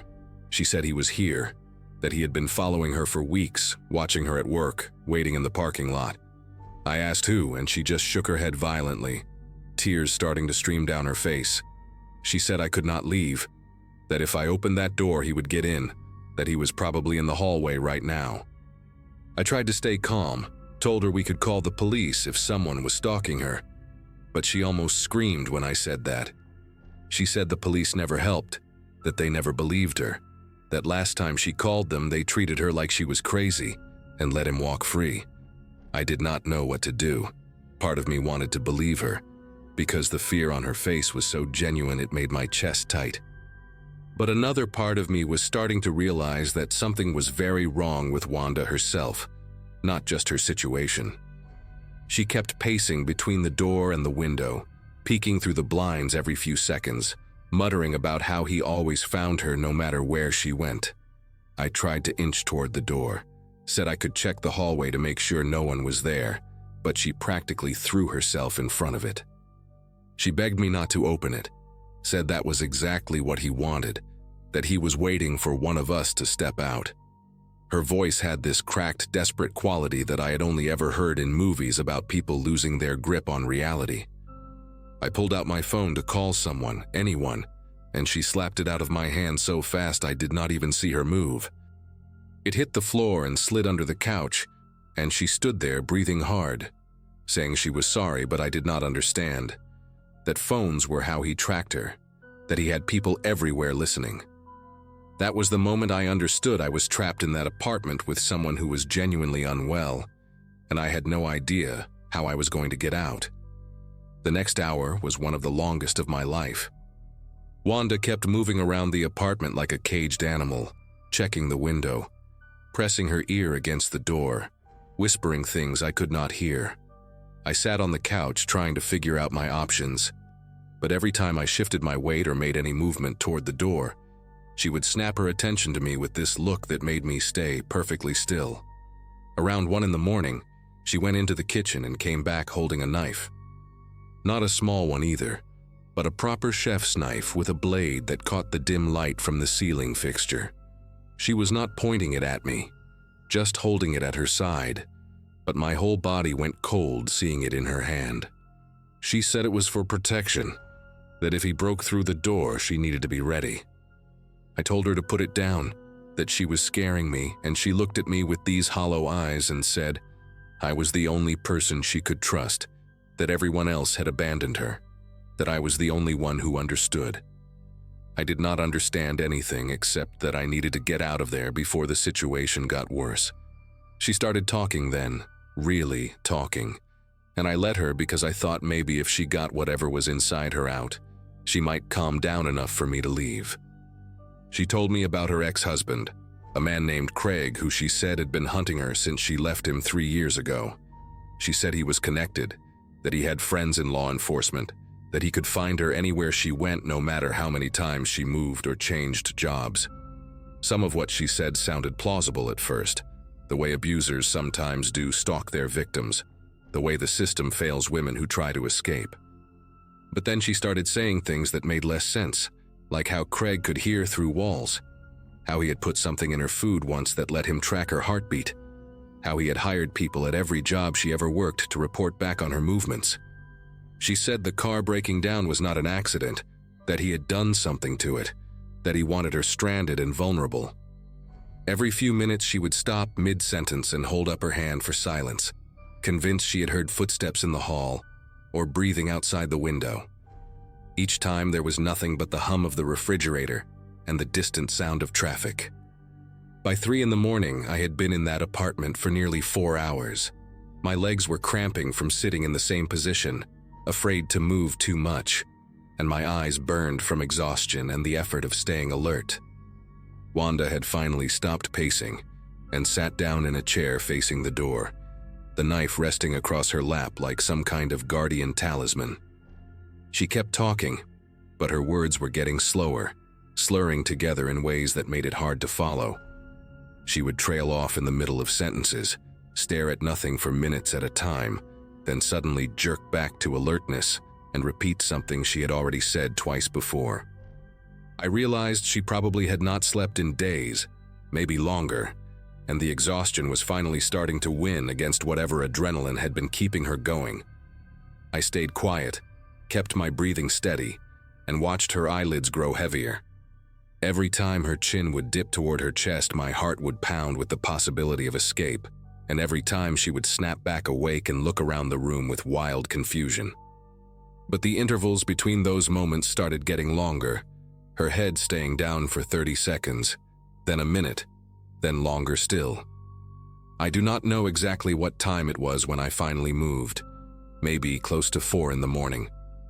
Wanda had gone completely still in the chair, her breathing deep and rhythmic, the knife still in her lap, but her grip on it loose. I sat there for what felt like an eternity, watching her chest rise and fall, terrified that any sound would bring her back. When I finally stood up, my knees almost buckled from being locked in place so long, and I had to bite the inside of my cheek to keep from making a noise. I moved toward the door one slow step at a time, avoiding the spots on the floor where I remembered the wood had creaked earlier. The deadbolt made a soft click when I turned it, and I held my breath so hard my chest ached. The chain lock was harder, my fingers clumsy and sweating, but I managed to slide it free without the metal rattling. I did not look back at her. I just opened the door as slowly as I could, slipped through the gap sideways, and eased it shut behind me. Then I walked down that dark hallway faster than I have ever walked anywhere in my life, took the stairs 2 at a time, and did not stop until I was in my car with the doors locked and the engine running. I drove straight home and sat in my parking lot until the sun came up, too wired to sleep, too shaken to do anything but replay the whole night in my head. When the store opened that morning, I called my manager and told him everything. He got quiet for a long moment, then said he would handle it. Turns out Wanda had a history that none of us knew about, episodes like this that had happened at her previous job before the transfer. The company had some kind of agreement with her, accommodations or something, But clearly whatever support system she had was not working anymore. She never came back to work after that night. I heard through another coworker a few weeks later that her family had come to get her, that she was getting help somewhere. But I never got details, and I did not ask for them. Part of me felt guilty for running, for not calling someone to check on her, for just saving myself and leaving her alone in that apartment. But another part of me knew that staying could have ended in a way I do not want to think about. That the knife in her lap was real even if the man in the hallway was not. I still think about Wanda sometimes, especially on nights when I have to close alone or walk through an empty parking lot after dark. I think about how fear can break a person so completely that they become the thing others need to fear. I think about how close I came to being in the wrong place at the wrong moment, when her mind finally snapped all the way. It took me months to stop checking my rearview mirror on the drive home from work, to stop flinching when someone grabbed my arm unexpectedly.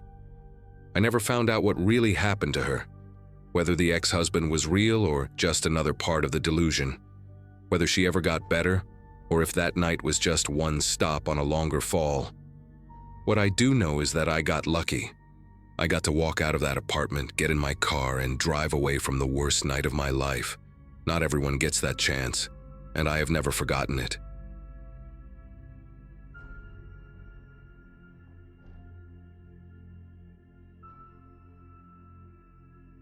Working nights at that small highway hotel had become a strange sort of comfort for me. My schedule was upside down compared to most people I knew, but I liked the quiet. The building sat beside a long stretch of road where trucks hummed past like slow waves, and most nights were uneventful enough that I brought a thermos and a crossword book just to stay awake. At the time, I was juggling online classes and paying off some bills, so the solitude actually worked in my favor. Guests rarely wandered in after midnight, and the handful already checked in usually kept to themselves, so I had hours of stillness where my thoughts were louder than the lobby TV playing reruns. My maintenance coworker, a guy named Caleb, had the opposite kind of presence, always fidgeting, always pacing, always muttering little reminders to himself. During the day, he seemed harmless enough, but nights tended to stretch people thin, and he often looked like he hadn't fully stepped out of whatever dream he'd been having before his shift. That particular night started out ordinary. I had just finished logging a late arrival and was wiping down the counter when I heard a heavy scraping sound coming from the east hallway, the one lined with vending machines and utility closets. At first, I figured a guest was dragging their suitcase, but the noise kept going, long and uneven, like something wooden being pulled over tile. When I stepped closer, I saw Caleb at the far end of the hallway, bracing his shoulder against a lobby armchair and pushing it toward the wall as if he needed it in a specific spot. The thing that threw me off was the angle. It was wedged halfway between two doors, facing nothing, like he was arranging a stage set, only he understood. He didn't acknowledge me, not even with a nod, and that was unusual because he normally rambled about whatever task he was on. As he straightened the chair, he tilted his head slightly, murmuring to the empty space beside him. I couldn't make out his words, but the rhythm of them felt too deliberate to be random self-talk. For a moment, I wondered if he had Bluetooth earbuds in, but his ears were bare. I tried approaching in a casual way, just to check if everything was okay, but before I'd even finished asking, he jerked around like I had shouted in his ear.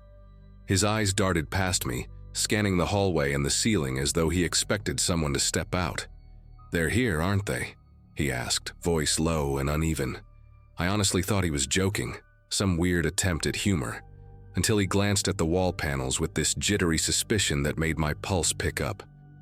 When he stepped closer, I noticed the end of a metal handle sticking out from inside his sleeve, barely hidden by the cuff of his work shirt. It took me a second to recognize the shape, long, narrow, with those faint grip ridges, a screwdriver. And suddenly the scattered details I'd been ignoring started clicking into place. The unplugged cameras, the shifting furniture, the doors he'd been checking all week. He stepped back from me like he needed more space to think, rubbing his thumb over the concealed handle in his sleeve, almost absent-mindedly. His gaze kept drifting to the lobby entrance behind me, and that's when I remembered the odd clicking sound I'd heard earlier, like metal tapping against metal. At the time, I shrugged it off as part of his routine checks. Now it occurred to me that I hadn't heard the door latch engage properly in a while. A cold, steady awareness settled in my mind. Not panic, but a kind of forced clarity. If he had been removing hinges or tampering with the locks, I might not be able to get out easily if things escalated. The idea made me straighten a little, like my body was quietly telling me to stay alert without drawing attention to it. Caleb started talking again, this time in a sharper voice, pointing at the drywall like it held answers only he could interpret. "You think I don't hear them?" he said. "You think I don't know you brought them in?" The way he spoke wasn't angry at first. It was more desperate, the kind of tone someone uses when they're trying to piece together a puzzle that keeps shifting around. But when I told him nobody else was here, that the hall was empty, the rooms booked but silent, his expression tightened in a way that made my heart thud. He leaned closer to the wall, tracing a line along the seam where two panels met, whispering something under his breath, as if someone behind the plaster was whispering back. I tried to keep my voice steady, suggesting maybe we should step into the brighter part of the lobby so he could show me what he meant. My goal wasn't to argue or correct him, just to bring him into a space where I had a little more room to react. Instead, he moved the other direction. He crouched near the base of the hallway door to the laundry room, poking his fingers into the hinge pocket like he was checking his progress. When he stood again, the screwdriver had slipped fully into view, and I could see faint scuff marks on the metal frame, like he'd been loosening the hardware for hours. There were similar marks on at least 3 other doors nearby, ones I had assumed were from routine maintenance. I suddenly felt very aware of every exit in the building and how many ways they might no longer behave like exits. He stood up and faced me again, his stance tight, breathing uneven. "They're behind you right now," he said softly, and the certainty in his tone made my chest tighten in a way I can't even describe. I didn't turn around. I knew there was no one there. Instead, I kept my hands visible and open at my sides, slowly stepping backward toward the front desk. The hall lights buzzed overhead, flickering the way they sometimes did when the wiring acted up. But in that moment, every flicker felt intentional. Caleb's attention snapped back and forth between me and the empty space above my shoulder, and the intensity in his eyes made it clear that if he believed I was part of whatever he thought was happening, he wouldn't hesitate to act on it. Reaching the lobby felt like crossing into different air, even though nothing had actually changed. The front desk light cast a wider glow, and the windows at least gave me a sense of space, even if the highway outside was empty. I kept my voice calm, telling him we could call the manager together if he thought someone had been sneaking around. The suggestion set him off again. He shook his head quickly, muttering about how a call would alert them. He started pacing between the coffee station and the hallway entrance, gripping the screwdriver in a way he probably didn't even realize. For a moment, I wondered if I should dash out the front door, but the memory of those metal clicks stopped me. If he had really messed with the hinges, yanking on the door might just make him panic further. And panic wasn't something I could afford from him. Instead, I asked if he wanted to check the boiler room with me, pretending I'd heard something strange earlier. It wasn't a brilliant plan, but I needed him to move away from the lobby exit. His steps slowed, and he looked at me like he was trying to decode whether I was lying. The silence stretched long enough that the hum of the vending machine sounded unnaturally loud. Then he nodded, just once, and told me I should walk ahead. That single request chilled me more than anything else that night. I couldn't lead him deeper into the building, not with that tool in his hand and that erratic suspicion flickering across his face. So I pointed to the fire panel on the wall and lied, saying the boiler room key wasn't on the ring. It had been moved to the office safe. I told him he could check himself if he didn't believe me.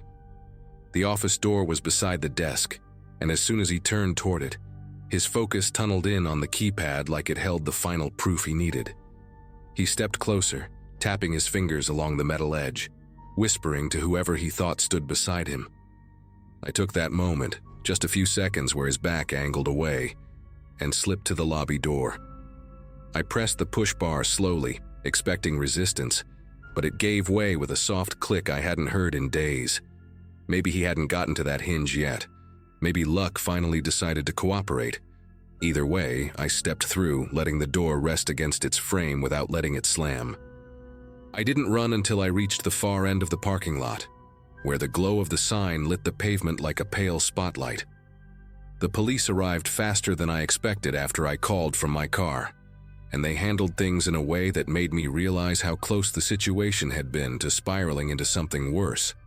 They found several door hinges loosened, a handful of lock plates removed, and 2 unplugged cameras tucked neatly into a cart he'd been pushing earlier.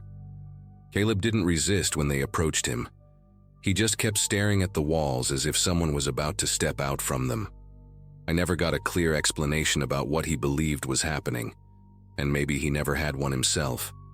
The building eventually got new staff and updated security, and I found a different job not long after. Even now, though, whenever I walk past a door with a hinge slightly out of place or hear the scrape of furniture on tile, a part of me remembers how easily a familiar space can shift into something dangerous without anyone noticing until it's almost too late.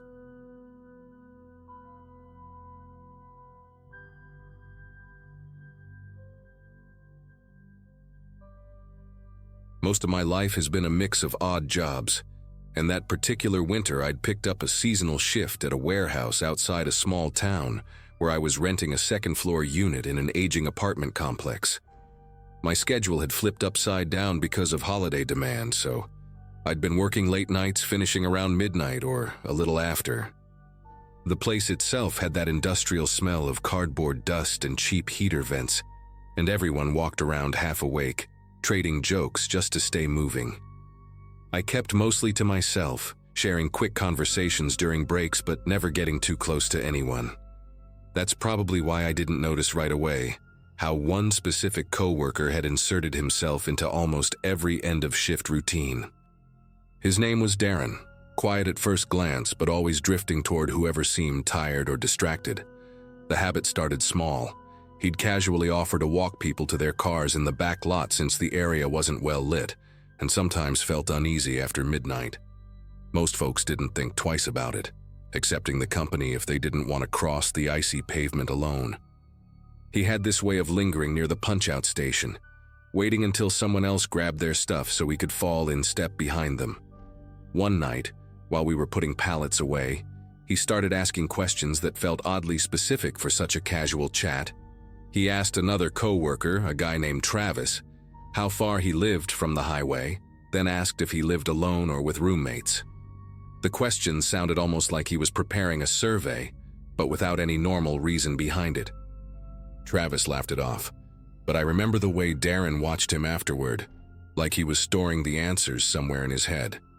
I figured maybe he was awkward socially, or trying too hard to make small talk, until he turned the same line of questioning toward me during break.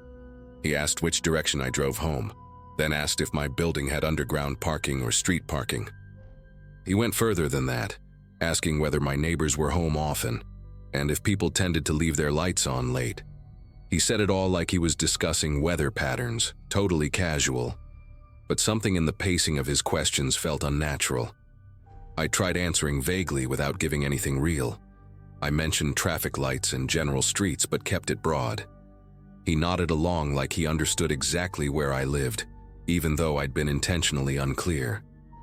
What bothered me wasn't the questions themselves, but how invested he seemed in each answer, like he was assembling a map. The night everything shifted happened after a long shift of sorting incoming shipments. Most of us clocked out at the same time and headed toward the back exit.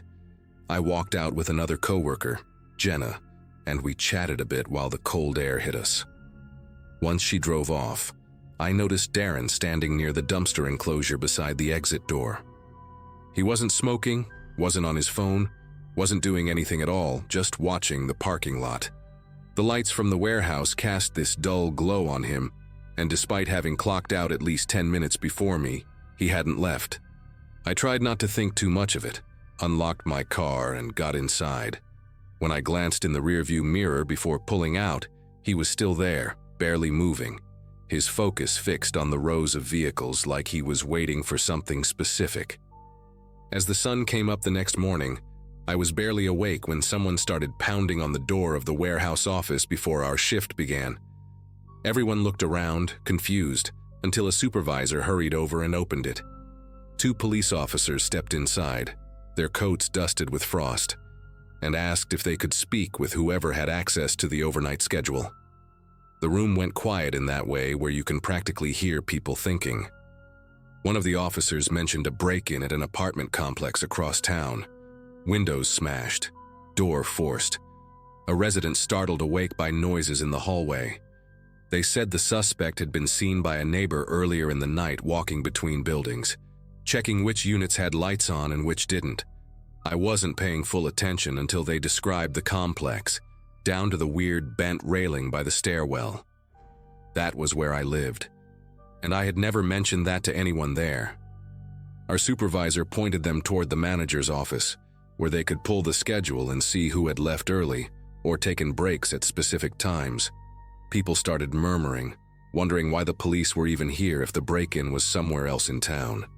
But I just stood there feeling a strange pressure in my chest, replaying the awkward questions Darren had asked. I tried to stay calm, but my mind kept circling back to the way he lingered outside the night before, watching cars leave one by one. When the officers stepped back out, they asked if anyone had noticed a coworker acting unusual recently, particularly someone who showed an interest in other employees' routines. The silence in the room became almost heavy, and a few people turned their eyes toward me, maybe because Darren had talked to me more than most. One of the officers approached and asked if I could step aside for a moment. He spoke quietly, explaining that the person seen near the break-in wore a dark jacket similar to what several people at the warehouse wore, so they were checking shifts and vehicle descriptions. When he asked if I lived near the complex, I nodded, and he raised an eyebrow, not accusing, just connecting dots. He asked if I'd told any coworkers about my address, and I said no, not in specific terms. He looked thoughtful for a second, then asked if I remembered anything strange from the night before. I hesitated, trying to choose my words carefully because everything felt surreal. Finally, I told him about Darren waiting by the back exit long after most of us had driven away, his focus on the parking lot, the unusual questions about where people lived. The officer wrote a few things down, thanked me, and then walked over to talk to the supervisor again. The rest of us gathered for the shift huddle, but nobody was paying attention to the usual safety reminders. Darren didn't show up for work that morning, which wasn't totally unheard of during seasonal chaos. People quit or got sick all the time. But considering everything that had just happened, his absence landed differently. Every time the door opened, people glanced up, expecting him to walk in late, grinning like nothing was going on. But he never came. And while everyone else was whispering theories, my mind kept circling the same thought. There was no way he should have known where I lived. I'd made sure of it. And yet someone with a build like his had been seen wandering my complex while I slept. By the time lunch rolled around, most of us were pretending to work while really just watching the entrance, waiting for the officers to come back with an update. They finally returned near the end of the shift and asked to speak with me again, this time in the manager's office. One of them explained that a neighbor at my complex had reported seeing the suspect walk directly toward the stairwell leading to my building. They had even mentioned something about the person pausing near my door, leaning in close as if listening. Hearing that made the whole room feel smaller. I kept thinking about how Darren had acted like he understood my vague directions, nodding like he was tracing an invisible map. The officers asked if I'd be willing to verify whether anything had been disturbed in my apartment once the shift ended, which I agreed to, even though the idea of walking back into that hallway made my stomach tighten in a way I couldn't ignore. When I returned to the complex with the officers following behind me, everything looked deceptively normal. Snow had piled up along the walkway, untouched except for the maintenance guy's footprints. My door was locked, just like I'd left it, and nothing seemed moved inside. But the officers pointed out something I hadn't noticed. Faint marks on the frame where someone had tried to pry it open, shallow but distinct. I couldn't understand why anyone would target my unit specifically. My place wasn't valuable, and I'd given no one a reason to think otherwise. One officer checked the stairwell while another took a few photos. They asked again if any coworkers might hold a grudge or know where I lived. I kept thinking about Darren's quiet nods, his way of absorbing every answer people gave him. It didn't make sense, but at the same time it made too much sense to ignore. Over the next few days, work felt different. People were tense, watching each other in ways they hadn't before. Darren never came back. Not a call, not a text to the supervisor, nothing. His locker was still full of his stuff, including a notebook tucked behind a pair of gloves. Management handed it over to the police without opening it, but the rumor mill worked overtime. Some said it was full of maps and shift times. Others claimed it had addresses written in messy handwriting. Nobody knew for sure because the officers kept everything quiet. The only concrete thing we learned was that the break-in suspect matched Darren's height and gait almost exactly. That alone would have been unsettling, but knowing he'd singled me out with those questions made the whole situation sit wrong in my head. Weeks passed without any real updates, but the officers told me privately that whoever attempted the break-in hadn't been seen around the complex again. They suggested I change a few routines, stay aware, keep my lights on at night, and let them know if anything strange happened. I followed every piece of advice they gave. Darren was never arrested, never questioned. He had simply disappeared after that shift, leaving behind a trail of unease that none of us could shake. Eventually, the warehouse season ended, and everyone went their separate ways. But I still remember the quiet way he watched the parking lot that night, as if he were sorting people the same way we sorted boxes. I never found out what he wanted from me, or how far his plans went, but the break-in attempt stopped completely after he vanished. To this day, I don't know if that was supposed to be a warning or the end of something he hadn't finished.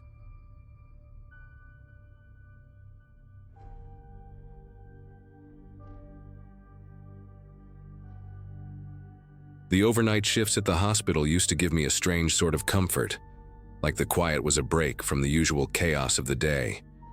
I'd been working in radiology for a few years by then, long enough to know every weird hum from the old MRI suite and the exact pattern the fluorescent lights made when they flickered.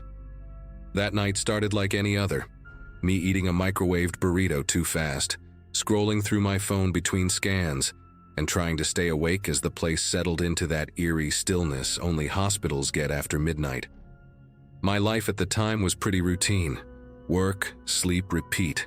I wasn't chasing excitement, and I definitely wasn't looking for anything unsettling. But around 1 in the morning, as I walked down the south wing toward the imaging station, I saw someone standing near the end of the hallway. Someone I recognized instantly, but who had absolutely no reason to be there. His name was Marcus. We weren't close, but we ran into each other enough during regular daytime shifts to exchange the usual small talk. He worked on the orthopedic floor, 1 level below mine, and his schedule never overlapped with nights.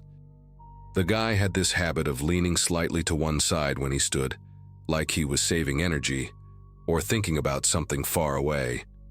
That part of him looked the same, but everything else felt wrong in a way I couldn't explain at first.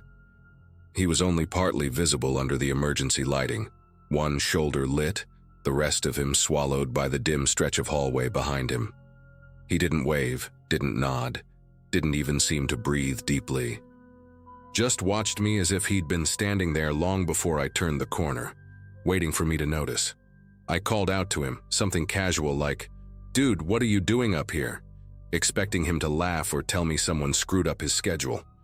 Instead, he tilted his head just a little as if the movement was delayed or he was mimicking something he'd seen humans do before but hadn't mastered. Then he repeated my exact words back at me, same tone, same pacing, just slower, like the sound had to travel through something thick before it reached me. It caught me so off guard that I actually stopped walking for a second, trying to make sense of it. I asked again if he was all right, and he repeated that too, a beat later, every syllable stretched thin. No emotion, no confusion, just this blank expression that never shifted, not even when I stepped closer to him. It felt less like someone responding and more like a recording lagging behind. I told him I'd call security if he didn't explain what was going on, and he finally turned away, disappearing into the stairwell without making a sound. I figured maybe he was having some sort of episode or messing with me, but something about the way he moved, smooth, almost too smooth, didn't line up with the guy I knew. I went back to my station trying to shake it off, chalking it up to exhaustion. But 15 minutes later, when I left the imaging room to grab a chart, he was there again. Different hallway this time, closer to my wing, standing half hidden behind a supply cart like he'd been placed there on purpose. Same posture, same stare, same complete stillness. And when I said his name, he didn't even blink. He just began to repeat it back to me, dragging out the sound as if testing the weight of it for the first time. The more the night dragged on, the harder it became to convince myself this was some strange misunderstanding. I even checked the staffing sheet at the nurse's station, scrolling through the roster twice just to be sure I wasn't mixing up names or dates. Marcus wasn't assigned anywhere in the building that night. The orthopedic floor was staffed with a completely different team, and nobody had swapped shifts. Still, every time I stepped into a new hallway, whether I was heading to the CT room or cutting through the short corridor by the elevators, he was already there. Sometimes he stood at the very end of the hall, barely visible under a dying light fixture. Other times he was positioned unnervingly close, so still that it felt unnatural.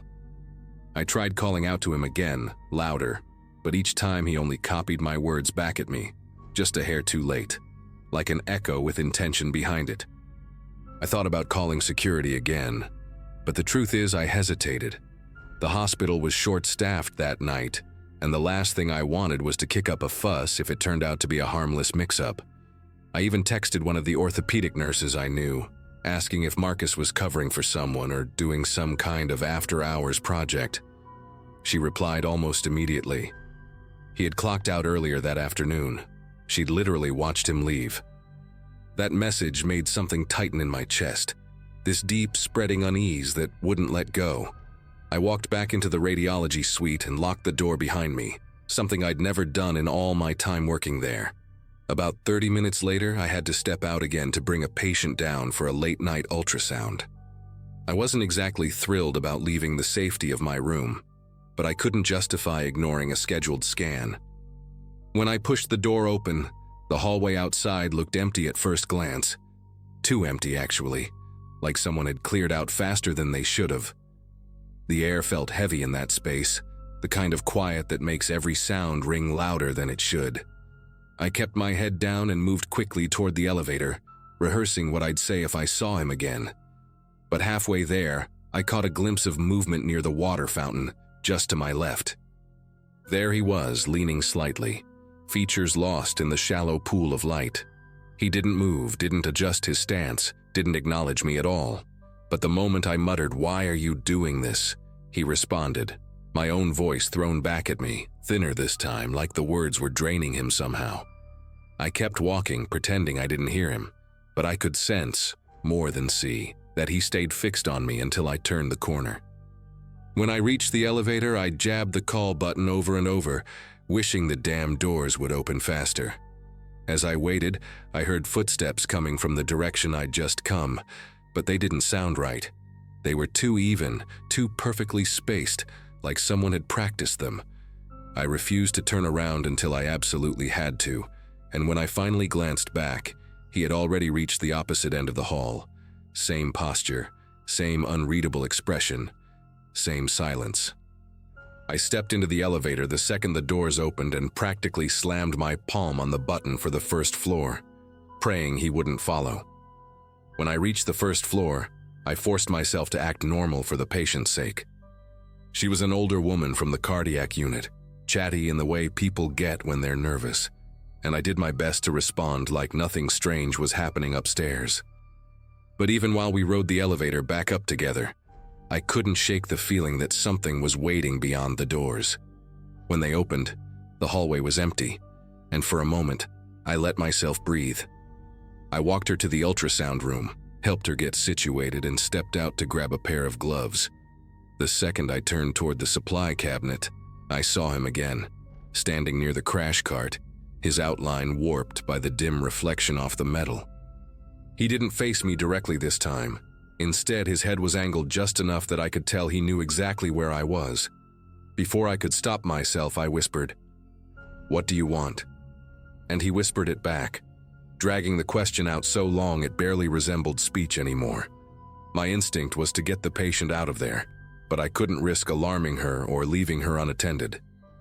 So I did the only thing that made sense. I went back into the room, closed the door quietly behind me, and stayed there until the scan was finished. When I returned her to her unit, every hallway felt like it was holding its breath. The lights flickered in patterns I'd never noticed before, almost like the building was reacting to something moving through it. On my way back to radiology, I took the long route, hoping distance would shake him loose, but deep down I already knew it didn't matter.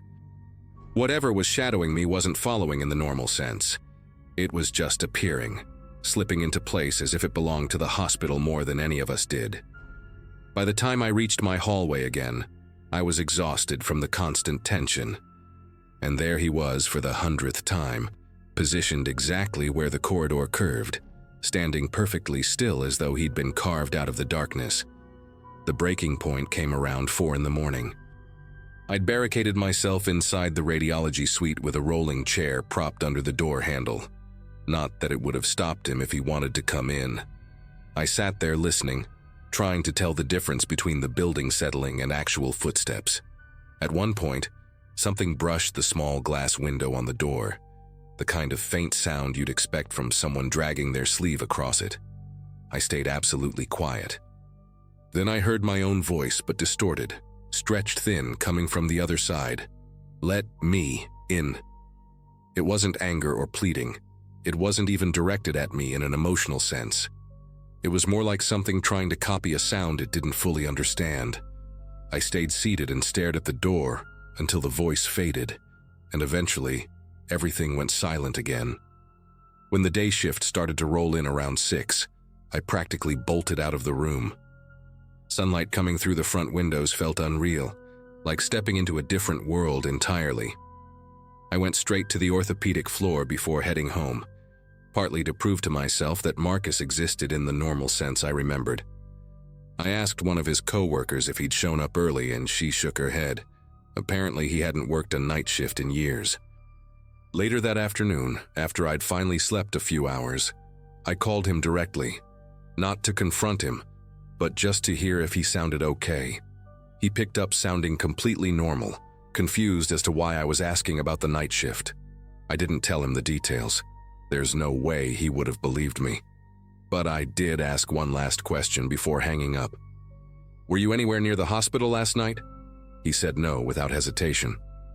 And the thing that still messes with me is how certain I am that he was telling the truth.